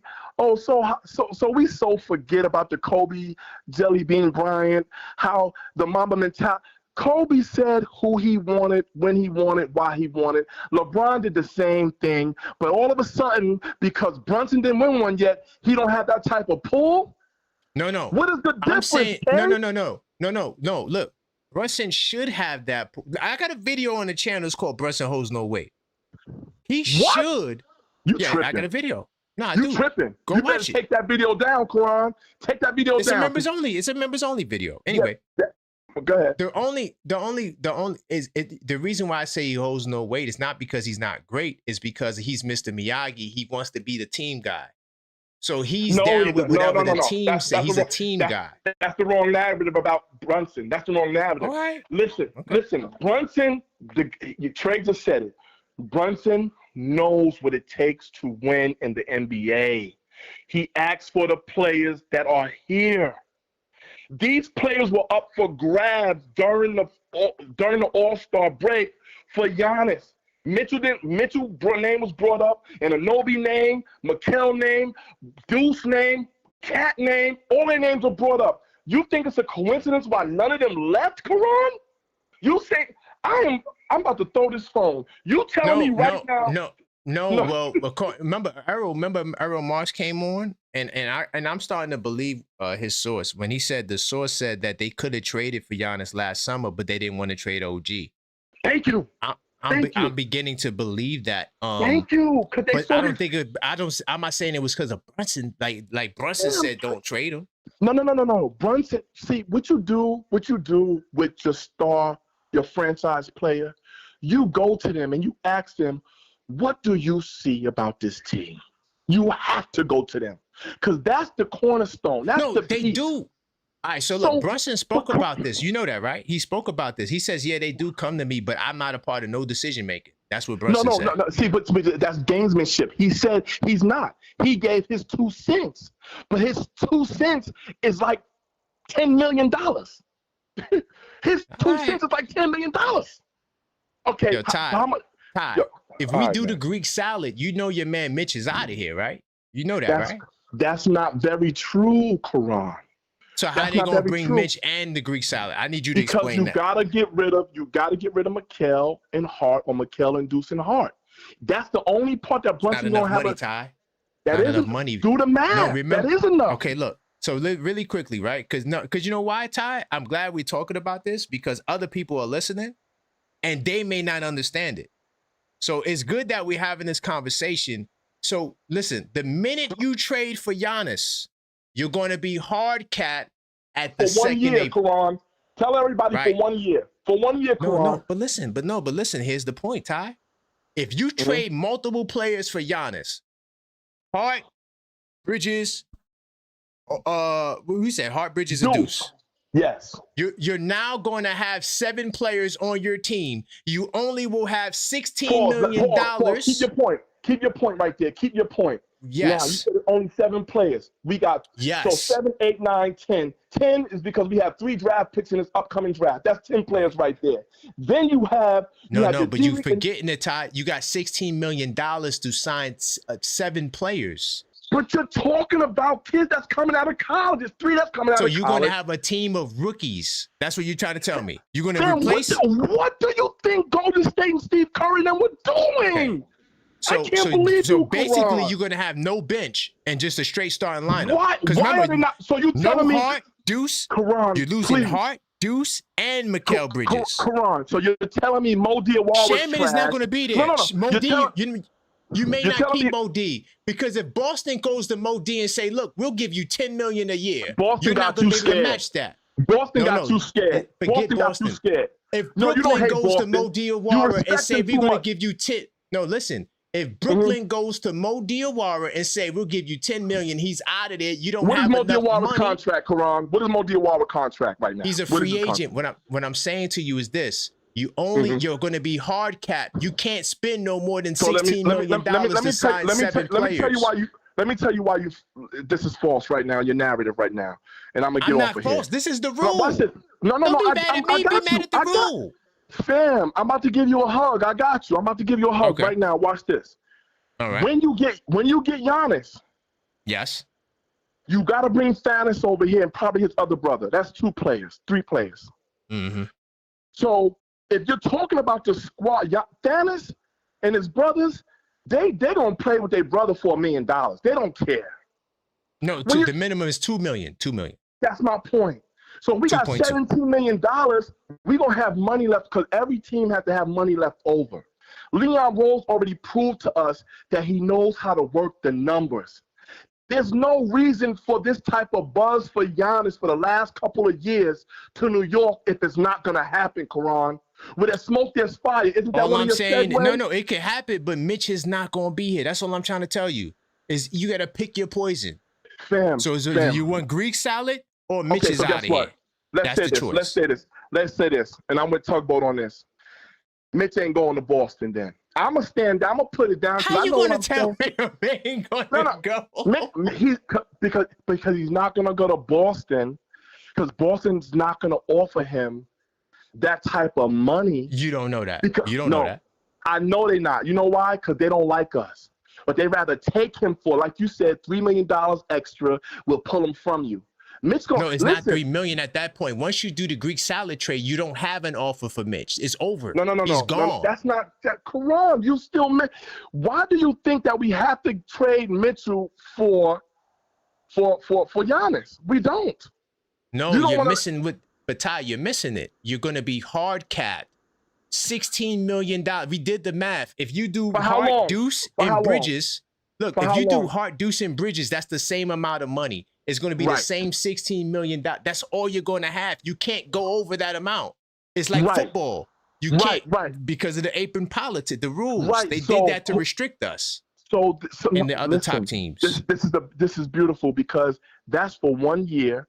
And so Leon Rose is smart enough to know if that happens and we have to fill up our team, you got to give us more than just the Thanos brothers. You have to send over Bobby Portis. You have to send over somebody else. You don't got the money for it. He makes $13 million. I keep trying to tell you, you can't get one player that makes 13. You're only going to have $16 million to sign 7. No, but see, that's why the NBA is about negotiations and contracts and stuff because you can't keep the same value for a team when you get traded. Your stock is going to drop or it's going to rise depending on how your play level was. So he's making 13 over there. He's not going to make 13 with us. He didn't do shit for Milwaukee. No, but his salary's already, remember, you got guaranteed contracts, so you can't say, well, you didn't do nothing, so we're going to.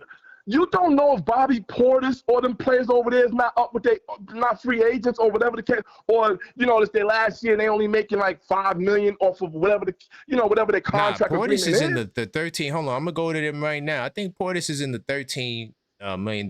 Trust me, I thought about this, but you know how bad I wanted this guy. I don't want Bobby Portis. We already had Bobby Portis. We already had him. Bobby Portis is getting paid $14.5 million. You're not getting him in the deal. And when he was with us, we gave him an opportunity to sign, and he signed a little bit quickly. I do gotta wait for you to get him. You're still gonna lose Mitch, right? But look, you could trade OG and Mikal for Giannis and Bobby Portis. Deal done. You can't. Now you can do it. You're not OG and Mikal. You're not getting rid of OG. So Karan, you're not going to trigger me. So the trade is not happening. It is because you gotta let.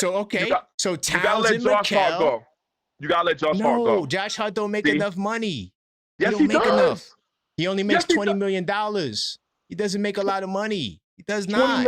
$20 million a year. Karan, are you really? He makes $20 million, man. I got it on the screen. Look, Mikal and Josh Hart, that's $53 million. You add Deuce, you're barely at 57. So you can't even do the Giannis trade because Giannis makes more money than those three combined. But now you got to add more salary. But that's why you got to add Mikal, you got to add Deuce, and you got to add Josh Hart for that Giannis trade. They don't make enough. They don't make enough money, Ty. That's what I'm trying to tell you. We did these numbers before. How are you going to tell me they don't make enough? You're telling me Mikal don't make enough money and Hart? Well, yeah, no, you know what? I take it back. It'll be enough because Mikal has the 5% the free trade kicker. Yeah, he does have the trade. Sir. Stop it, fam. I know what I'm talking about. I might not have to the T, but my math is mathing, fam. No, but still, you got to get 7 bump. I don't want to say bump. I don't like calling players. That's messed up. You got to get 7. You know what I mean? Those guys. Yeah. You gonna be looking like Boston off the bench with a bunch of dudes you never heard of. Ron Harper and all these. But all I want to say, that's crazy. But all I want to say, and I'm gonna get out of here, man. Look, Karan, when you're looking at Golden State, and they bring people up from their farm, and they get into that system, you don't need named players, bro. You need guys who are willing to work for the minimum salary to prove themselves under a system that's championship ready. What better way to elevate yourself is playing under a championship ready team? That's why I told you, if you trade Mikal and you trade Deuce or Hart, we got enough for Giannis. But like you said, if we do that, we're gonna have no-name players to come. I don't mind that, bro. I don't mind that. So I'm saying, but Mitch is out of here. That's all. I'm going, man. You're not doing this. As long as we understand it. All right, I don't understand what you. I don't understand what you and Trey, y'all think y'all got it right because listen, Tugboat said it best, man. Listen, where there's a will, there's a way. Leon Rose, if we win a chip, and like Figgy said, I think Dolan would throw the checkbook at everybody to keep everybody, fam. But you can't get the Greek salad. That's it. We could keep everybody without the Greek salad. That's all. And I'm cool with that. I'm riding with Figgy. I agree with Figgy. No, listen. She's saying if we can't get Giannis. No, she don't want Giannis. She never was on the Giannis train. Oh yeah. Oh well. Yeah. No. I love you, L Figs, but yeah. I'm riding with Figgy on this because she said that we didn't peak yet, and that's the only way I'm like, okay, we could repeat with the same team. She said we didn't peak, like reach our ceiling. Right, like we're going to be better next year, and that's going to be our advantage. Like that's going to be our.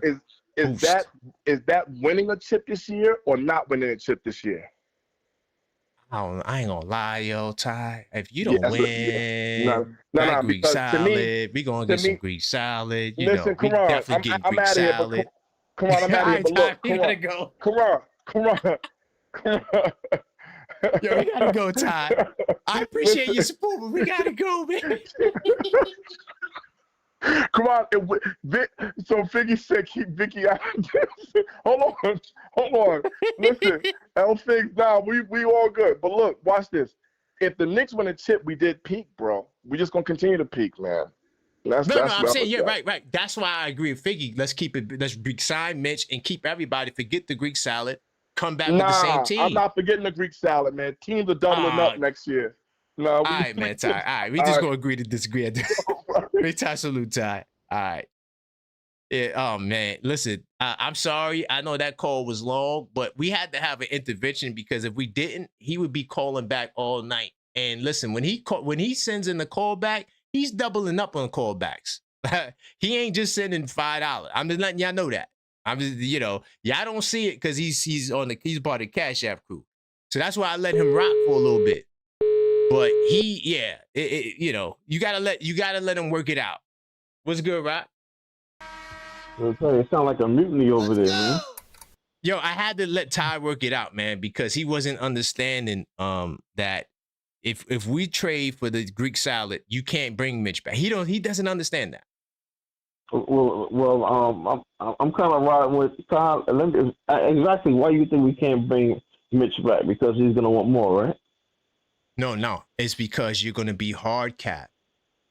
By the way, Trey, I see you too, Trey. I got you. You're gonna be hard capped at the second apron, meaning, let's say, because y'all don't want to trade OG. Now, if you trade OG, or if you trade Cat and Bridges, now you can sign Mitch. But y'all don't want to do that. Y'all want to have a superstar team. It don't work like that. You don't have enough salary. So look, let me give you the example, right? So this is who he wants to trade. He want to trade Hart, Bridges, and Deuce for Giannis.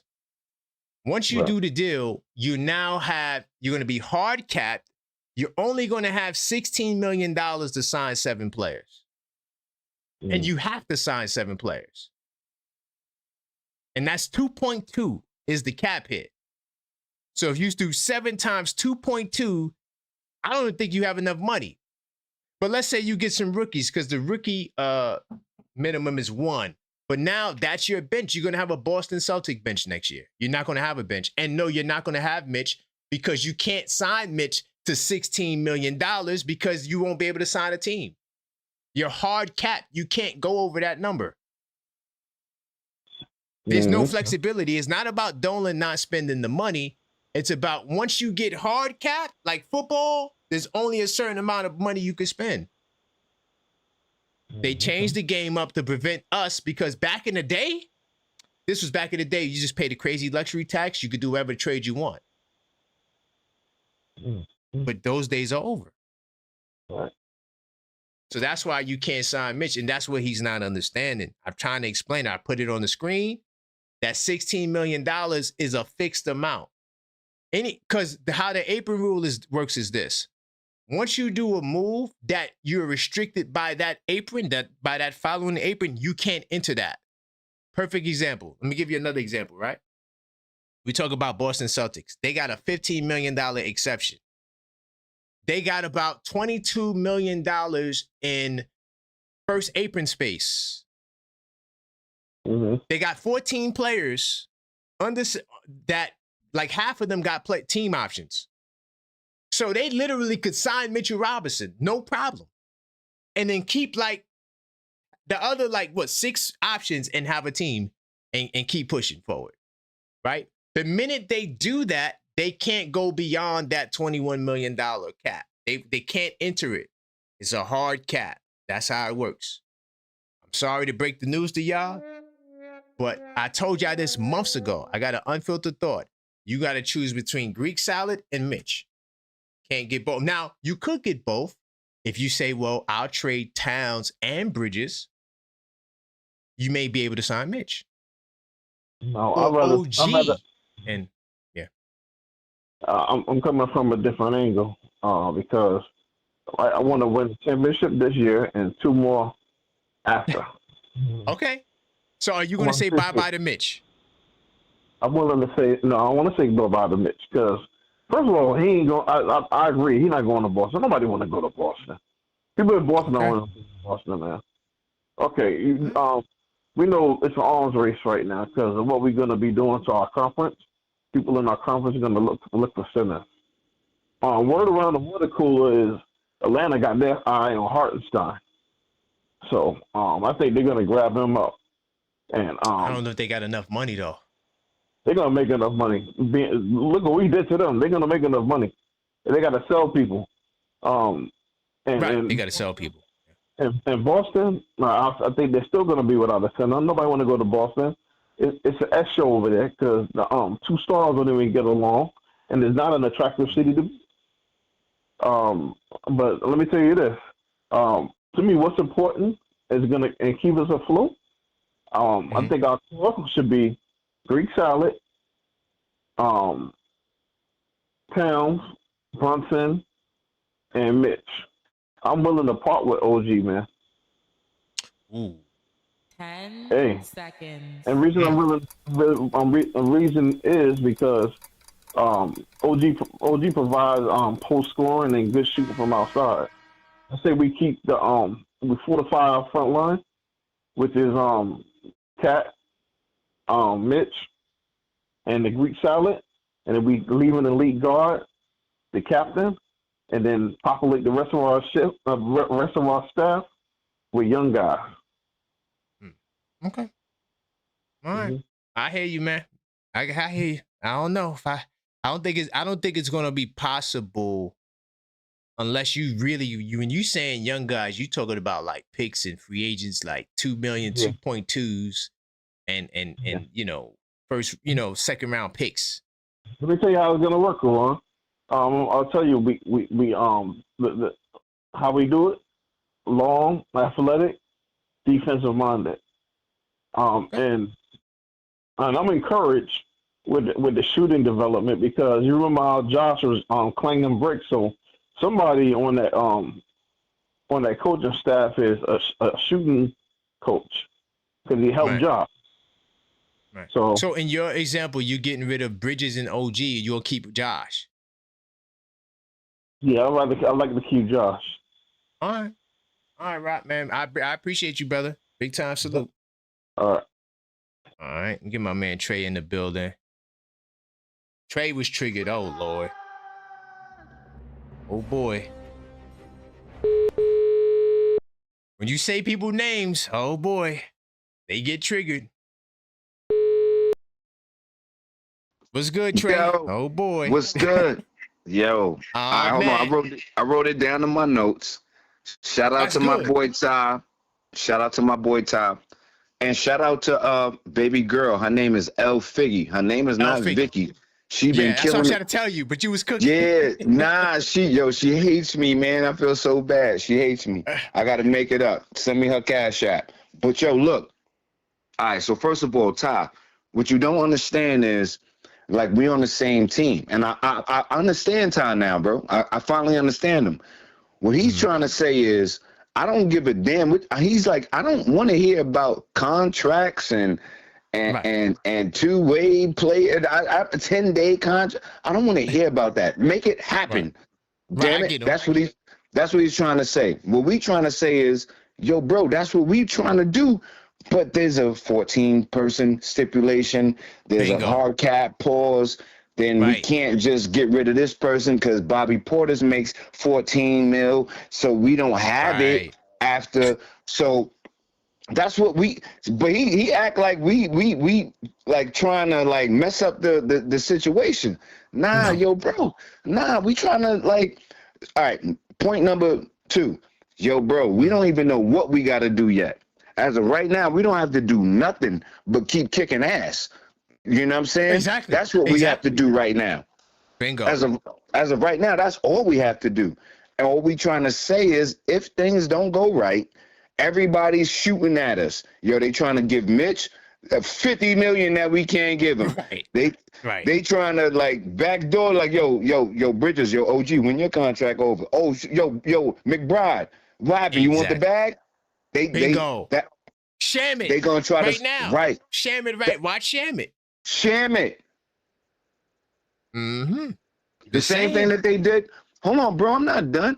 The same thing that they did with Hartenstein. You think we didn't know that he was instrumental to that? Yo, he added to that grit before we had Towns. When Julius went out with the shoulder, Hartenstein was like, yo, bro, he's a gangster. We wanted to keep gangsters. You know, he's half black too. People don't but what happens is niggas like yo, Hartenstein, we got the bag. Damn, we didn't have the money. That's all we trying to say is like, yo, bro, if we got the chicken, we gonna pay to keep everybody here. Whoever 100%. Nick Nation want, any fan, who you want, bet we keeping them. You know what I'm saying? That like, yo, that's all. Hold on, man. I want to get back to I forgot about my shout out to Karan, my boy injured. He got the cast on his hand. Yeah, I'm good though. I'm doing good, man. I got like 8 more weeks. But I'm saying I appreciate that because for the culture, like you came back outside, you said, yo, we have a game. I only got one hand. I'm gonna get on the keyboard. So what? The cast and the ace bandage is squeezing my hand. My fingertips is about to bleed on the keyboards. Y'all don't even understand that. You know what I mean? But I appreciate that, bro. You know what I'm saying? Nah, yo, man, real ish though. Back to Ty, and to the other Nick Nations. Yo, listen, let's just be happy that we in the driver's seat right now. Right now, we kicking ass, and we don't have picks and everything, but the assets that we do have, just in case we have to make moves, every piece that we put on the negotiation table looks good. So if we have to upgrade, we're looking good. Right now, we're looking good. Let's not fight with each other, Nick Nation. We got people who want to make moves overnight. We got people who don't want to do, like, listen, let's enjoy it and let's just go into battle. Let's call up with each other and like, yo, let's turn up, Nick Nation. Shout out to Karan for having the line open. Like, let's do that. Like, we ain't got to argue with each other. We kicking ass. And if things don't go right, shit, we're going to make it right. You know what I'm saying? 100%. And shout out to L Figgy one more time because, man, I feel so bad, yo. But, it's all good. I think she'll forgive me. Tell L Fig to put her Cash App in the chat, and we're gonna get her right. You know what I'm saying? Right. But yeah, man. But yo, bro, it feels good. You know, to be a representative of the Knick Nation. And yo, Ty, shout outs to you. Shout outs to Tugboat. Shout outs to L Fig. By the way, you know they both got callbacks. They both coming back. Oh, so they. All right. Well, yo. Hold on. Hold on. Well, let me get some apologies just in case. All right. Well, yo. Shout outs to Tugboat. Shout outs to my guy Ty. Nah. But y'all, I just want to remind these guys, yo, we on the same team. It's almost like we have we on the same team. So it's almost like, yeah, we got a lawyer. I mean, we have a client who he got a big RICO, you know, and he got this lawyer for this, got this lawyer for that. Right. So when things go wrong, I'd be like, all right, well, I'm gonna call Ty, because Ty gonna come through like, yo, I don't give a F about y'all contracts and all of this. The cap, yeah, the cap is cap. I don't want to hear that. I mean, yeah, the cap. We need a Trey, that's lawyer what we like try that. to tell him. But Trey, we try to tell him like, no, man, you going out there with the false info. We don't want you to go out there and get sniped by them other teams. Right. We want to give you the right information, so when you outside, you know what you're talking about. We let Ty off the leash when it's time to let him off the leash. He can't just come to every court date. No, he can't come to every court date. Right. Nah. He be up in there like, no, that ain't the law. This is the law. What? He gonna be like, F Top Dog. This is the law. No, for real. Nah, yo, but yo, I like his energy. I had to peep it before you call me back. I'm like, I'm not calling back to argue with my nigga Ty and Tugboat. I like their energy. They that's the yo. You know, you always got to keep some niggas that's with you. That's like, yo, you know what? Yeah, I heard you. I don't give a fuck about your politics or the rules. Now I read them. Now I saw what you said. I don't care. 100%. We got to come for this win. So, yo, we need him. We just got to tell him, like, yo, bro, just chill for right now. But, yo, my nigga, we winning. We kicking ass. Like, yo, y'all should be, like, yo, you know, they should be, like, good right now. Yeah. You know what I'm saying? I just was trying to let them know that the ops are watching. That's it. That's the only reason why I did this show. I'm like, yo, man, look, they looking at us to see if we slipping. Oh, that was yeah. it. That was all it was. Nah, that's a fact. Yo, that's a fact. Yo, man, Ty, your man Ty had me crying, man, because you know what I'm saying? I got the volume up, you know, I'm moving around the crib, and then every few seconds, yeah, you and your man Trey. You know what I mean? I'm like, oh shit, that's me. I'm like, yo, bro, nah, yo, man, but tell him like, yo, nah, I like his energy. We not arguing. We on the same team. First of all, Nah, Ty's my man. I already know. That's your guy. That's I know. 100%. Right. Now that's why he on you. He like, yo, who's this? This your real friend or this your YouTube friend? Like, yo, we all good.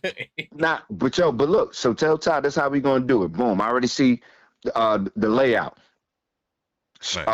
L Fig, we're gonna leave it like where she said. She said, nah, look. I like this team. I like where we at. You know, let's keep this team. All right. Well, guess what, L Fig? This team is together. And for this war right here that we in, right? So let's go through it. We playing good. OG should be coming back. Everybody, you know, everybody's moving. Everybody, we looking good. We got good motion. Yo, let's just fight together. Let's not call up here and argue like, yo, we're gonna do this next year. We're gonna do that, and then this person could go. Yo, we don't know who needs to go right now. I know that we need to I know that we need to go get whoever the first team, whoever the team is, that first game, smash 15 or more. We got to lay down law, put that belt to them, and we got to start there. And I just need all that energy, and I need that shit there. We ain't calling up here to curse me and my nigga Karan out. You know what I'm saying? Like, yo, chill, y'all. We on y'all side. You know what I'm saying? Yeah, man. So, yo, come on, man. Keep winning. I appreciate you for letting me get my voice out there and all the other Knicks Nations followers. You know what I'm saying? Shout outs to us. I'm going. All right, man. Big time salute, man. All right. Oh, by the way, I forgot to tell him. By the way, Trey, just to let you know, L Figgy said this call bag is for my guy Trey from Queens. I will now forever be known as Vicky. All love, brethren, and Knicks fandom stand up. So Trey, you got an additional call back courtesy of Figgy. Big time salute to Figgy. I did try to tell him it was Figgy, but he was in his vibe. Yeah, you know, I figured that, yeah, we'll just work that out later. You know, sometimes, like Ty, for example, you got to let Ty cook because, you know, Ty just has to get it out. Hold on. Tugboat. I see you, Tugboat. I got you, Tugboat. But Ty was first. 2 triggers. Let's see where Ty going. Yo. What's going on, man? Nah, man, why y'all make me this type of person? Come on. No, Trey said you cool. Trey said you cool. He like you, man. No, I heard Trey. Listen, come on. We all know what you do. You did this on purpose, bro. You did this on purpose. No, it's okay. You did this on purpose. Good one. This is good. Because, first of all, you're the one who said, you're the one been talking about the Greek salad. Then you got in trouble about saying the Greek salad. Okay? I wasn't worried about next year. I'm focused on this year. But the topic was, so I answered the topic. Without understand. All right, okay. Let me digress. I don't know all the crunching of the numbers like you and Trey. Y'all done crunched the numbers and y'all saying. But what I do know is, you know, math is math. So, and if we're talking about it, it just seems like if we had an opportunity to get Giannis and keep the team intact, we probably could. That's just me. I don't know. I think we just needed to have that happen because when I look at the teams like Golden State and Oklahoma, you know what I'm saying? It just seems like they're able to keep their team together despite. Right. So I think Leon Rose did enough for us to be in that bracket with those 2 teams. Yeah, but the Golden State was different rules. Yes, no, I understand. I understand that. What I'm speaking of is if you have a perennial championship team or DNA team, right? I'm not afraid to have young bucks come up and play in that system if we have to lose a couple of people, man. That's what I'm saying. So shout out to Trey. Nah, Trey, we on the same team, fam. I'm not against you, but I know you Karan's attorney, his lawyer, because Karan needs one. Because Karan sits up here, he put these titles together, and he sits home and he says, "How can I trigger Knicks Nation until we start playing?" And this is what he do. He throws it out there, and he knows it. To be fair, are you clicking on the video that says, "Well, the Knicks are going to win the champion"? Are you going to watch that video? Come on, keep it real. I'm gonna watch anything you put out because you Quran and you put this together. No, not my bro. video. I'm just saying, like, let's say you got 2, because like the people like the juiciness and the negativity and stuff. Yeah. They I don't like negativity. I don't receive it. That's why I go against it. When I hear, "Oh, we can't do this," I don't like the word "can't." I don't like the word "trying." It's like, get it done. So that's what Trey was about. I get your energy. I get it, but it's the NBA rule. That's all I was saying. It's not Dolan. It's the rule itself. So, Karan, you're okay. So we're not gonna get into that. I'm gonna let Tugboat get in here. But Trey, we good, fam. We good. It's no smoke over here, bro. I got love for you because you know you're basically saying what I'm saying in a different way. It's just I just want to win multiple champions. We're gonna win one this year. It's not. So you gotta ride with Figgy though. But Ty, you gotta ride with Figgy because she said that we're gonna ride with Figgy. I'm always gonna ride with Cleopatra. I'm always gonna ride with Angie. Our girls on this show know exactly what they're talking about, fam. I'm always gonna ride with them. I've never went against them. Now Figgy was saying the best case scenario, let's bring the team back, is what she's saying. You know what I'm saying? What she's saying is just, if the best case scenario, if we win this year, let's run it back. I'm with her on that. Right. But if we have an opportunity to get a mega star, superstar, I'm not saying he's going to save the day for us because we already winning one this year without him. But in order for us to win, like, I'm sorry to put the KD effect, but the KD effect where, you know, Golden State ended up losing one, so they went and got KD, and then they went on another couple of championship runs. I see us doing that. I truly do, fam. I don't see us, you know, getting somebody out of the draft where they're going to help Brunson and take us. I think we're going to have to get a star that's already made. And it's not your boy LB that you was thinking about. I think it's Giannis. And, you know, at the end of the day, we don't need Giannis this year. We might not even need him next year. But if we have an opportunity to get Giannis, you go and get a great player. He's okay, so really quick, Ty, really quick. In the world. I'm with you. I'm with you, right? But you watch Marvel? You know I watch Marvel, fam. Okay, what did Thanos say when he got all the stones? And they All asked the him, what did it gauntlets, cost? all the gauntlets, right? And then they asked him, what did it cost you? And what did he say? What do you mean? They asked him in order to, he had to sacrifice. Remember, he had to sacrifice. Right. And what did he do? He got rid of all of them, didn't he? And no, he said it cost him everything. So you got to be willing to sacrifice your daughter, Gamora. Look, okay, because Trey said it too. So y'all talking about getting rid of OG, basically. You know I love OG, and that's the person I don't want to let go. So I would let go of Cat before I get rid of Cat. Yeah, because I will let Cat go before I get rid of OG, because Giannis already does what Cat does naturally. Okay. Giannis already passes and dribbles the ball. So if I had to let one go, outside of if you're telling me I can't get rid of Mikal, Hart, or Deuce for Giannis, and it had to be Cat or Brunson or Anunoby, I'm gonna let Cat go, because essentially Giannis and Cat resemble each other to a degree. Okay. Gotcha. So that's what I would do. But I have a firm belief that Mitch is going to be on the Knicks next year. And if Mitch goes, Karan, he ain't going to Boston. That's it. That's all I want to say. He's not going to Boston. You talking about all these teams can get him, and they all can get him, but he's not going to Boston, man. Okay. We hope not. Oh, see, you're spooky. You know, I hope everybody's listening to you. I know you, Karan. I know you. I know what you're doing. I'm just saying. No. We hope not. Yo, Tugboat, when you get on here, you know what to do, bro. You know what to do. Do not let him off the hook.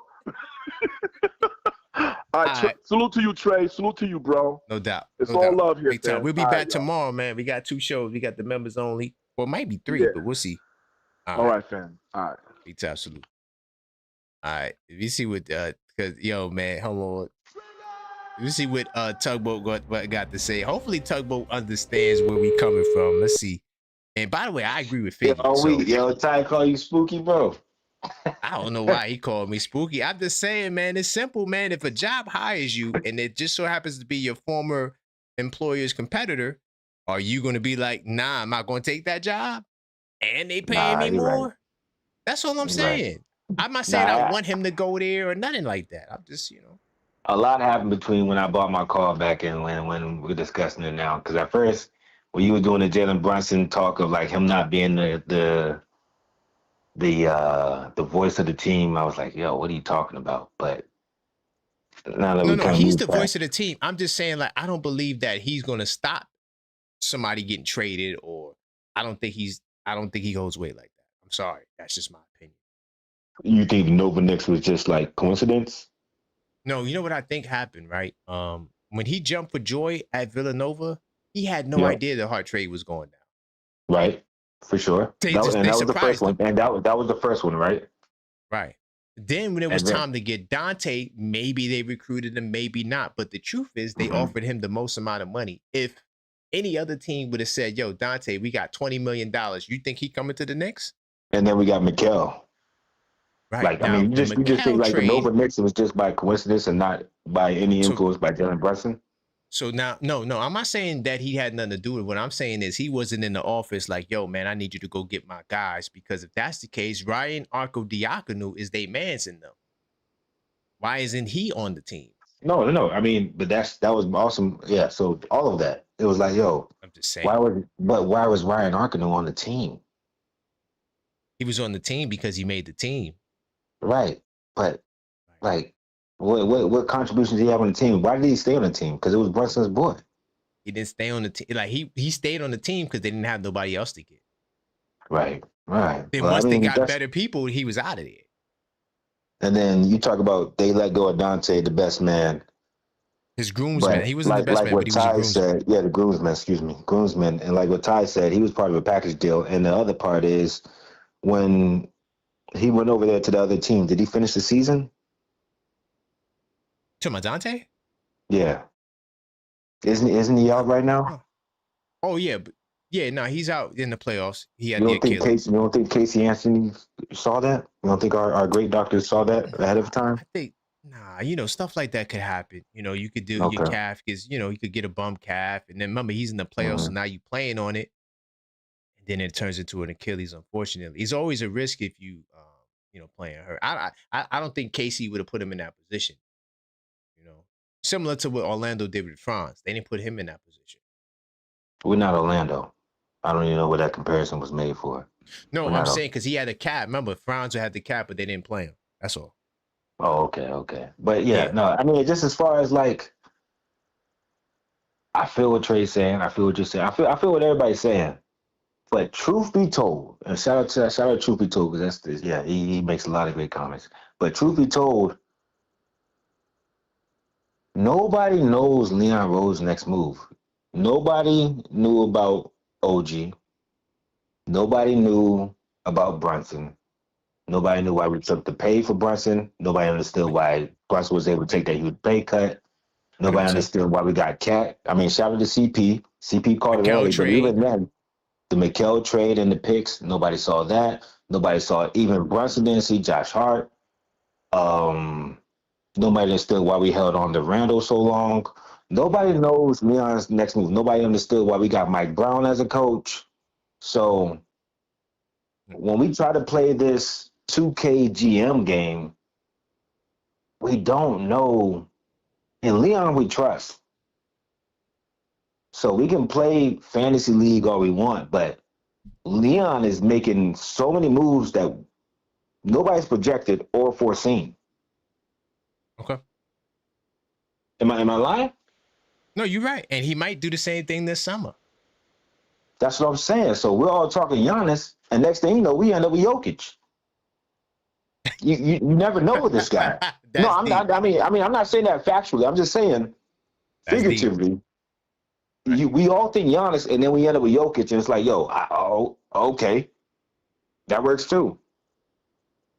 Man, we get Jokic with Brunson. That's a championship. I don't care what nobody say.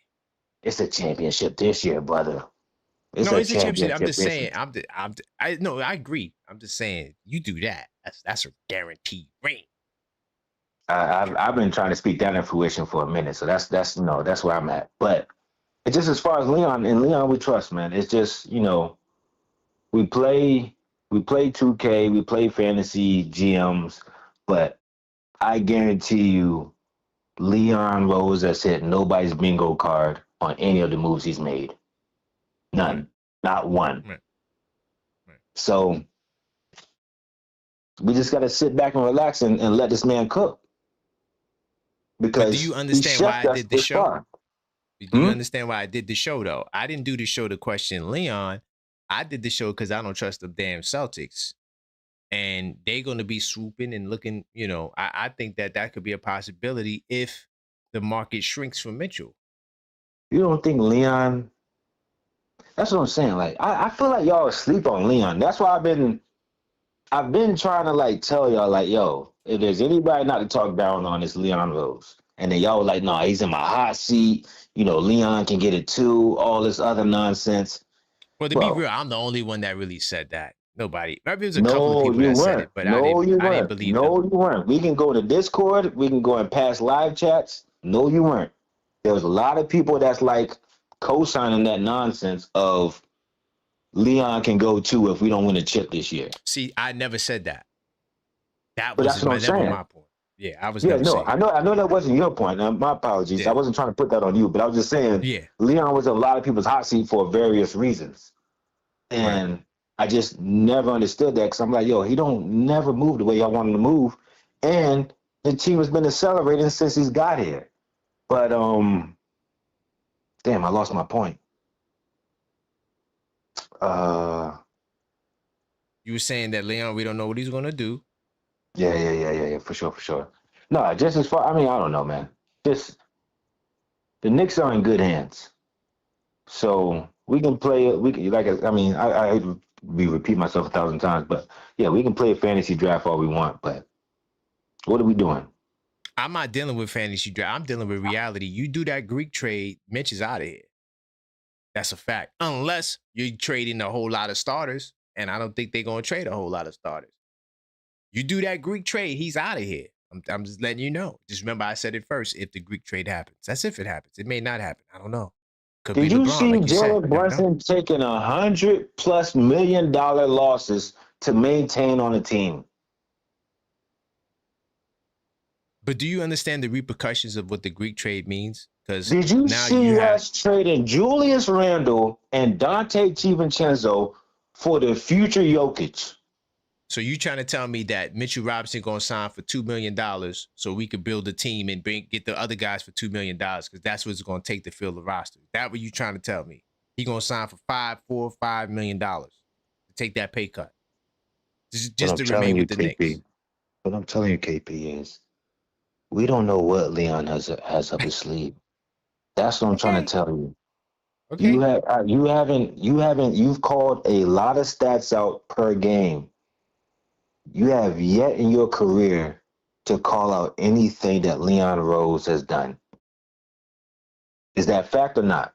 And Leon has made a lot of moves. Did you see us getting Jose Calderon for Yabusele? Did you see us getting Jeremy Sohan? All I was saying was that the politics of basketball, you got to give something to get, and you're going to be hard cat. That he doesn't change that. Now he could decide to do something that we don't expect, which he always does. Mitch back. But I'm telling you, it's going to be at the sacrifice of other Knicks that you may love, want to stay. I love all my Knicks. I love all my niggas. I love all my niggas. But I get that, there is a sacrificial lamb that has to be at stake. I'm cool with that. Right. But to project that this is going to be the move when not one of us has been able to call. Like I said, the only person, you called it earlier, so that's the reason I'll speak on it. The only person that's been able to call one move from Leon Rose was CP from the other place when he called out the cat trade. That's the only time a Leon Rose move has ever been called since his tenure as a Knick. So it's like, we don't know what this guy up his sleeve. That's why we trust him, because it's like, yo, what mystery movement do you have next? How can we? Right. Well, CP had the inside track on that, so and he did. But even so, that's what I'm saying. Like, he did have the inside track, but imagine how much more he has, or whoever. Not even just him, but there's several people with inside track, and nobody's been able to call out what Leon does because we have no idea. We don't even know if OG is well right now. We have no idea. We're leaning on that he's going to play game one, but do you know if he's going to play game one? I don't know, man. You just never know with these Knicks, man. Next thing you know, he's out to the finals. That's crazy, right? Like, we still don't know if OG's playing game one right now. Like, solidified. Right. That's crazy. But I know the rules, though, Tugboat. You know what I'm saying? And you can't. Somebody has to go. If it's not Mitch, it's going to be Hart, Bridges. It's going to be other people. If it's not Mitch, it's going to be others to keep him. That's all I'm saying. It don't matter to me who stays and goes as long as we win the goddamn championship, because I've been a fan since the 90s, and all of them win. You feel what I'm saying? Even the ownership. When I started watching basketball, it was a different owner. So, yeah. Yeah. That's just my thing. Wait. Who was the owner when you started watching the Knicks? Put me on history again. Before it was, I think it was IT Community. No, it was IT Communications. They came on as a minority partner. Oh, okay. Okay. And then they bought out all the shares. That was IT Communications. No, I said, when was that? I'm sorry. Oh, that was like the mid 90s. Okay. Right before, that was after Riley left. And like, I wouldn't say maybe 96, 97. They were Cablevision. That's when Cablevision took over. Okay, see, that's when I hopped on. Yeah, pause. But yeah, that's what I locked in. And that was his daddy though first, and then he came on. He passed the reins down to him. Yeah, and that's what I'm saying. Like, we didn't even expect. What's OG's name? What's Top Dog's name? What's the owner's name? Who? Dolan. Dolan. We didn't even expect him to fall back. Leon Rose did that. So that's what I'm saying. Like, Leon Rose has done so many of the. Oh damn! Hold on, what did I do? I'm sorry, I put you on hold. Yeah, you here? No, you good. I said Leon Rose has done so much of the unpredictable, unfathomable moves. Like, he even did what we all expected not to happen which was Dolan take a step back. We never thought we'd ever see that as a Knicks fan. No, I hear y'all. And you got people in the chat talking about facts. I'm spooky. How am I spooky in the woods? Because I understand the rule. I don't understand that. What do you mean? What are they saying you spooky about? I took a peek in the live chat. They said I'm spooky in the woods because I'm not answering the question. I am answering the question.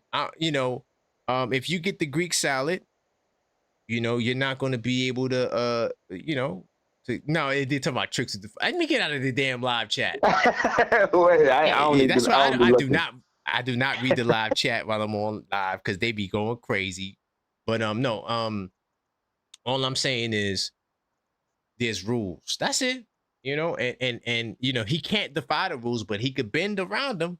But he does. That's what I'm saying. Like he's an avatar. I know I'm not too deep into the Marvel universe, but I know he's an avatar airbender and a rule bender when it comes to NBA playbooks. This dude has pulled he's done some historic plays. Stuff. Yeah, that's what I'm saying. So it's like to put him even like to say, all right, we get Giannis, that means we have to lose Mitch. That's not how Leon sees it. Leon goes and says, all right, that's what they think is going to happen. Let me show you how I make this happen. All right, we're going to get Leon. I mean, not Leon. We're going to get Mitch. We're going to keep Giannis. All right, let me finagle this real quick. Let me see how I can make Huck Porty work out of this trade. That's how Leon moves. If that's happening, then Cat more than likely is in the deal. 100%. 100%.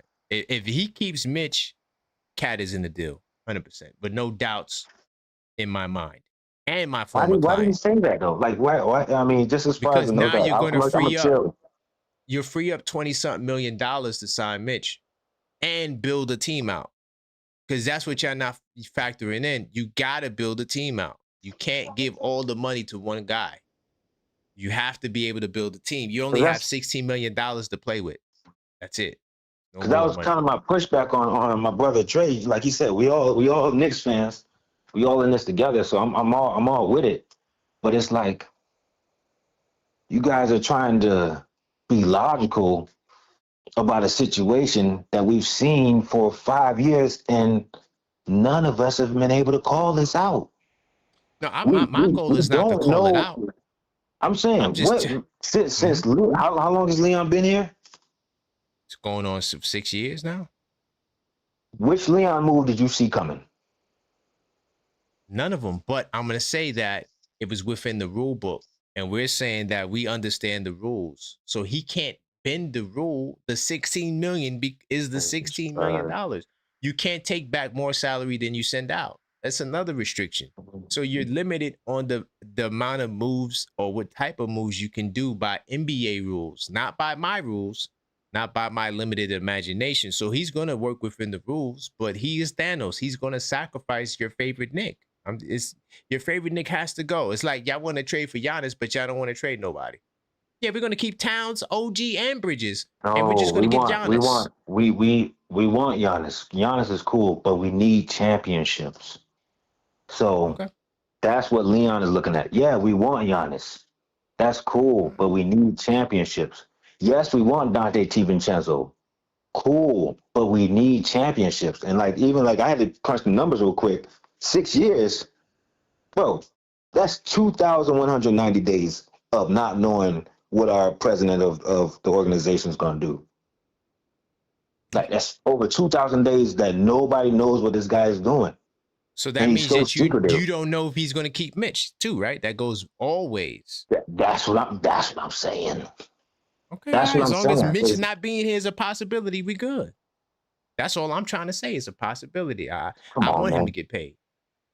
Everything's a possibility with Leon. That's what I'm saying. Everything and anything is a possibility with Leon. Besides keeping Mitch and Giannis and OG and all of our guys. That's not happening. That's a mystery. What do you mean? Like drafting Giannis? I mean, not drafting. Picking up Giannis. Trading Giannis and signing Mitch and keeping 4 of our starters. That's not happening. No, that's crazy though. Yeah. So OG crazy. And Bridges can go, and you might keep Mitch. Might. Depends. But but wait, hold on. See, now we gotta hold you accountable because that was your trade package from the jump. We're gonna get Giannis, but we're gonna lose Wingstop. That was what you said out the gate. Yeah. So now you're saying like it's questionable? Yeah, I told you I was kind of on the right now I'm with Figgy. I ain't gonna lie. I'm riding with L Figgy. Which is what? I'm running it back with the same group. We win the championship. Yo, we gonna peak next year. We gonna be better. Might go get LeBron, might go do something like that. With I ain't gonna do nothing Mitch? crazy. No, with Mitch. No, bring everybody back. Pay him. Oh, so we're bringing Mitch back. So no Giannis this summer. What you're saying? No Giannis. Come back with the same group. Get some rookies. Get my man from Duke. All right. See, yeah, we got you. We got him. That's Figgy. I'm with Figgy though. No. I'm with you. So you're saying no Giannis this summer. That's what you're saying right now. What is today? What time is it? It's 11:36. I'm on May 14th. KP is saying no Giannis. No, if we win the championship, remember, key words. Yeah. Winning the championship. Okay. We win this chip. I'm all the way on the chip. So right. We so win we this chip win the this year. chip. I want to come back with the same group with Mike Brown. Yep. Yeah. I got it timestamped. All right, bet. You ain't got to say nothing more, brother. You ain't got to say nothing more. But you saying, I just want to make sure I got you straight before I lose you. If we win this chip, you don't care about Giannis anymore. No. I'm on the record with that. I'm on the record. I'm leading with Figgy. Because Figgy convinced me. Bro, we out the mud, bro. I believe you 1,000%. I wish you a good night. I hope you stay blessed, and we'll talk more tomorrow while we watch these other guys lose. Yes, we're going to get it in. All right, big time. Yes, sir. All right, get my man Trey in the building. Trey has a call back.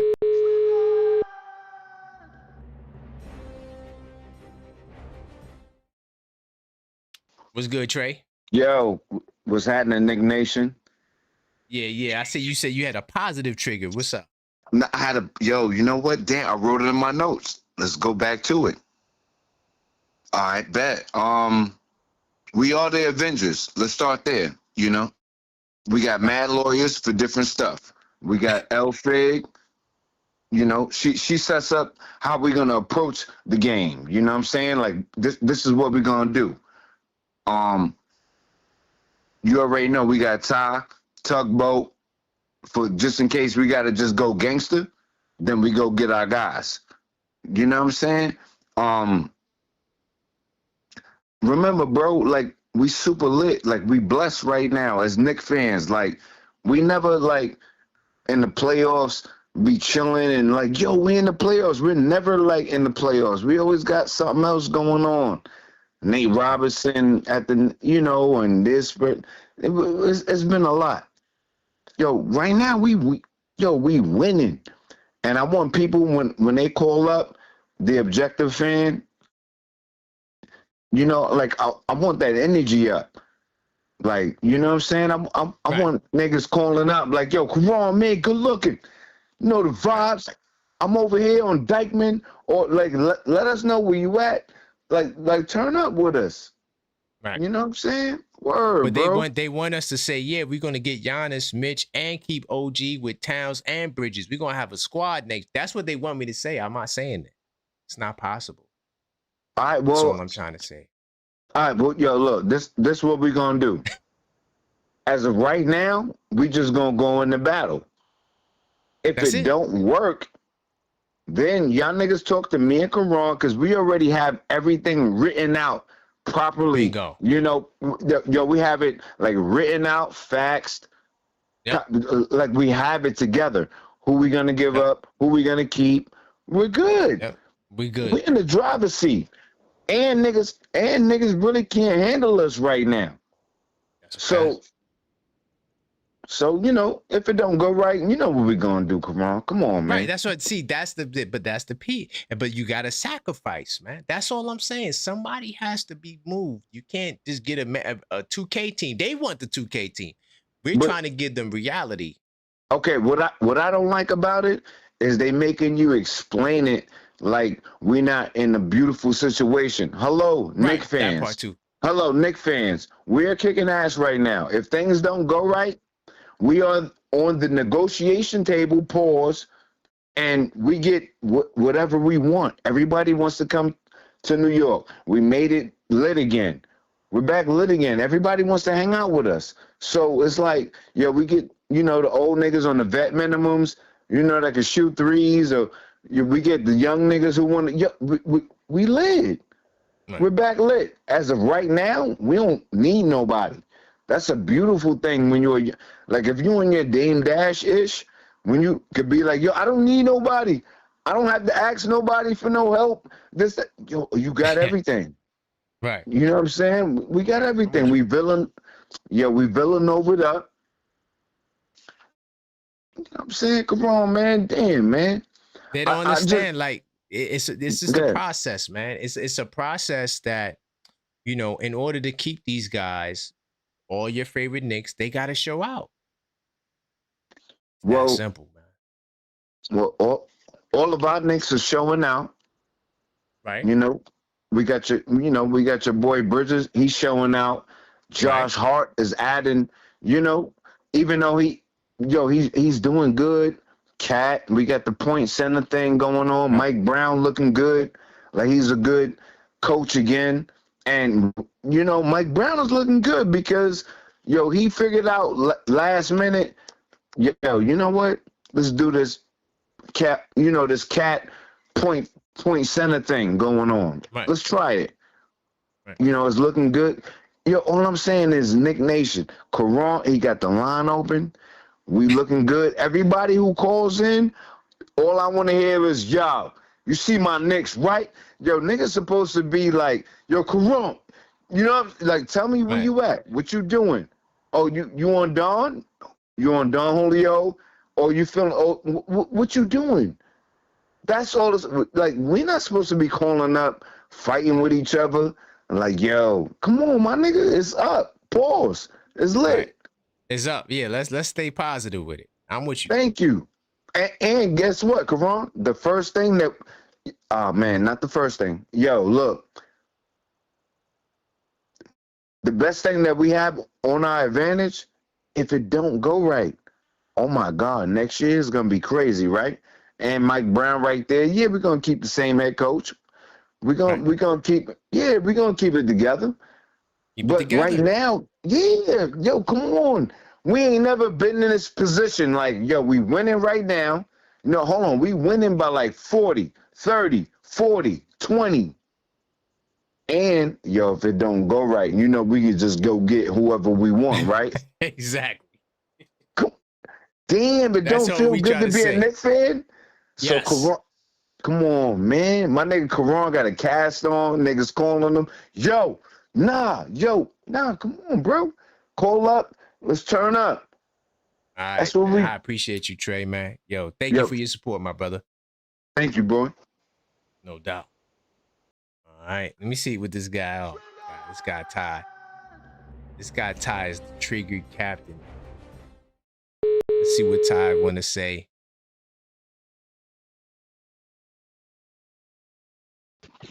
What's going on, Ty? What did I do, man? What's up? Yo, listen, man. Karan, you know why I love you? You're the ultimate instigator. Trey fell for it. Now listen, bro. Listen.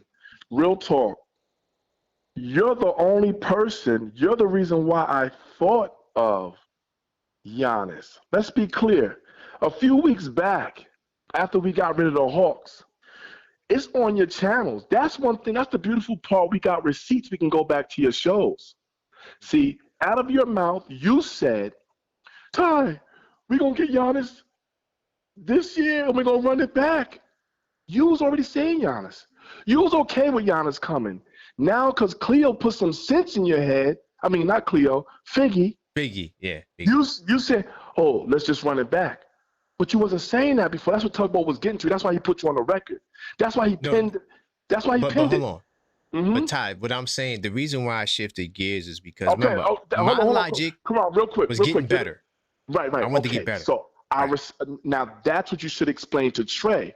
Because Trey thinking, first of all, Trey, I'm a die-hard Knickerbocker, and there's nothing spooky about me. I'm not Karan, who was doubting us playing OKC. I had the Knicks all day long. Easy. Come on, man. I had good reason for that. I got your back. I got your back. You my was brother. I got your back. No, because Karan, at the end of the day, you're like me. Like when we start seeing things shift, we're gonna be honest about it. Trey's thinking we just coming. We're not coming for you. We're not beefing. Like we love you, bro. This show is fire. You know, so we're not calling up fighting. I don't know if Trey know, like, we go through this. It ain't just me. If J-Tab was on here going with you, it'll be back and forth. This is what we do. D from LA is the worst. Just to let y'all know. I'm not the worst, guys. I might call back. No, Ty's not the worst. No, I'm not the worst. But I'll take the lead on it, but I'm not the worst. The point I'm making is we are all Knicks fans. But what I'm gonna be honest about is y'all sitting here, no, Wolf Perry, calm down. What I'm talking about is if you're sitting here and you're talking about Giannis, you was the first one to talk about getting the Greek salad this year and next year. You were saying that whether we win this year or next year, we still gonna get him. You were saying that. So I roll with you. I'm like, you know what? I was there, but Figgy. I still was there tonight. I ain't gonna lie, but what Figgy did was say she gave a great point to smash everybody. She said Mike Brown will be better next year. So this is us getting better, because we hadn't reached the peak yet. So if in our first year we win the championship, you shouldn't break that up, because remember, OKC never did that. None of these teams ever did what we're about to do. What are we about she's to do, like, we're about to win the championship. So none of them other teams won the championship? What are you talking about? No, not in their first year of their head coach. That's my point. They won it at their peak. We didn't even peak yet. But this is what everyone was saying leading up to today. You all said all the other teams are going to get better. Indiana, Orlando, Detroit, everybody going to get better, so we had to get the Greek. I'm still going to stick with getting the Greek salad, and here's why. Very seldom the New York Knicks were ever able to get a mega star like a Giannis Antetokounmpo, someone who's the top 3, top 5 player in the world. Why can't the rich get richer for us? It's okay for everybody else to do it. It's okay for LA to get Bron and Luka. It's okay for Golden State to get Steph Curry and Kevin Durant. It's okay for Miami to get Ray Allen, LeBron, Bosh. It's okay for all these other teams. I'm so sick of Knicks fans. Y'all don't know what the hell y'all want. Y'all sit up here, oh, let's kumbaya. Let's win chips. Why can't we get a mega superstar? Brunson already said he don't want to be looked at as an all-star. He want to be looked at the glue as the captain of the ship. But there's nothing wrong with getting one of the greatest pillars to play our game in the last 15 years in Antetokounmpo. And for y'all to sit here and act like we're inept or Mitchell is not God to our team. We just know how valuable Mitchell is, and he has a ceiling. But if you're going to sit here and tell me Cat over Giannis, Cat got to go. I'm sorry. Thank you for this chip this year. That's all I'm saying, Ty. No. We agree now. No, we don't, because what Tugboat said is what you missed. Leon Rose have done the most magnificent job that any GM have done for a team who's in purgatory for 53 years. And nobody knows what he's doing. And now we're sitting up here about to win a chip, and we're going to doubt him. We're going to doubt that he's going to say, okay, Mitchell, you got to go. I don't think he's going to let Mitchell go. I don't think he's going to let Cat go, and I don't think he's going to let Brunson go. I think everybody else is up for debate. But I truly believe when you're looking at Joker, when you're looking at Wemby, and you're looking at Dallas, and you're looking at all these other teams, these teams are stacking their centers, man. You got centers that's coming. That's why Huck Porty, somebody brought up Huck Porty. It's a fact. Huck Porty played some valuable minutes for us when Karl-Anthony Towns, foul-prone self, got in foul trouble. So don't act like we don't need Mitch because we getting the Giannis. You need so we agree, right? And we agree in that you got to give up. All I was saying, you got to get that money from somewhere. So somebody has to go. You can't keep them all. That's all I was saying. If you're getting the Greek salad, you wing stop out of here. That's cool. That might get it done. But that's what you're saying. See, that's why you're the objective fan, Karan, and that's why I respect you, because that's what you are saying. That's what you see. But what you see is not what Leon Rose see, and that's what Tugboat was saying.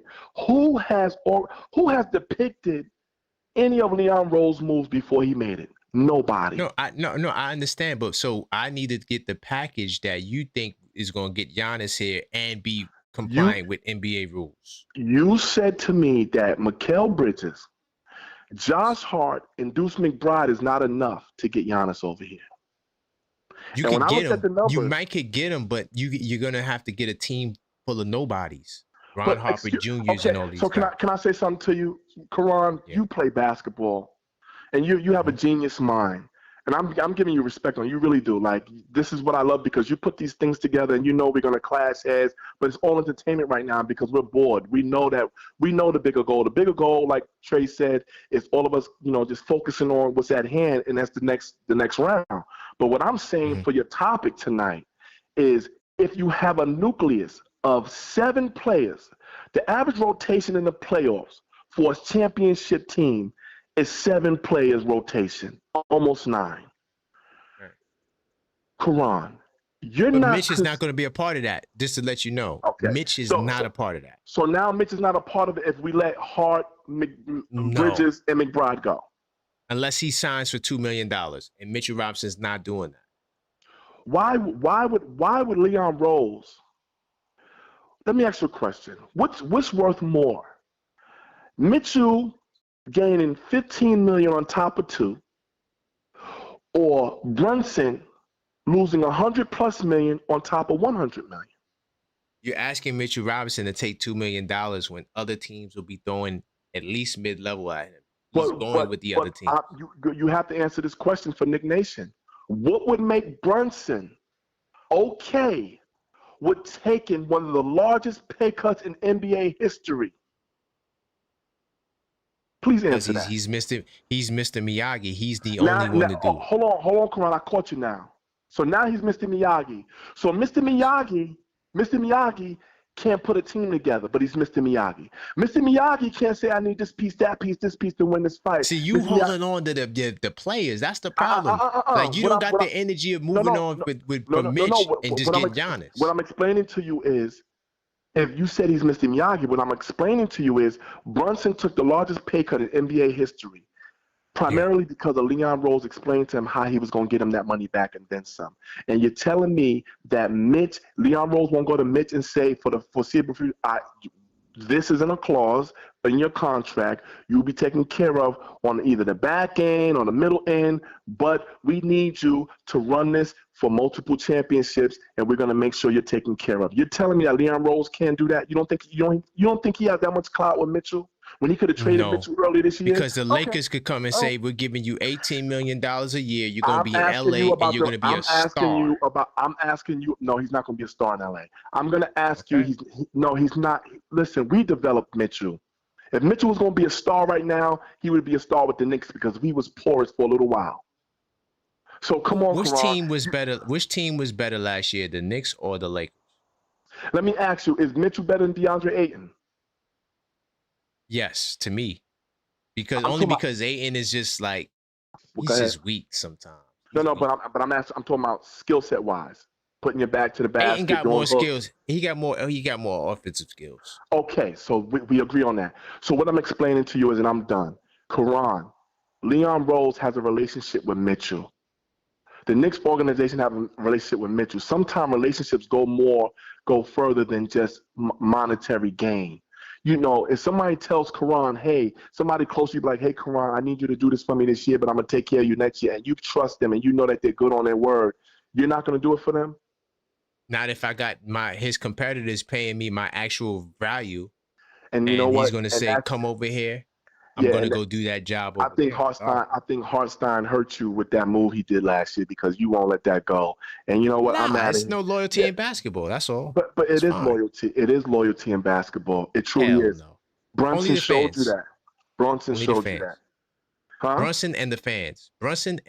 That's the only loyalty in basketball. I will leave that to be your take, objective fan. But there's loyalty in basketball. You know, when you look at Steph Curry, you look at a lot of these teams, LeBron, a lot of them had loyalty with certain things, man, with certain. So Clay didn't have loyalty? What happened with Clay? Clay didn't have loyalty? You really believe that?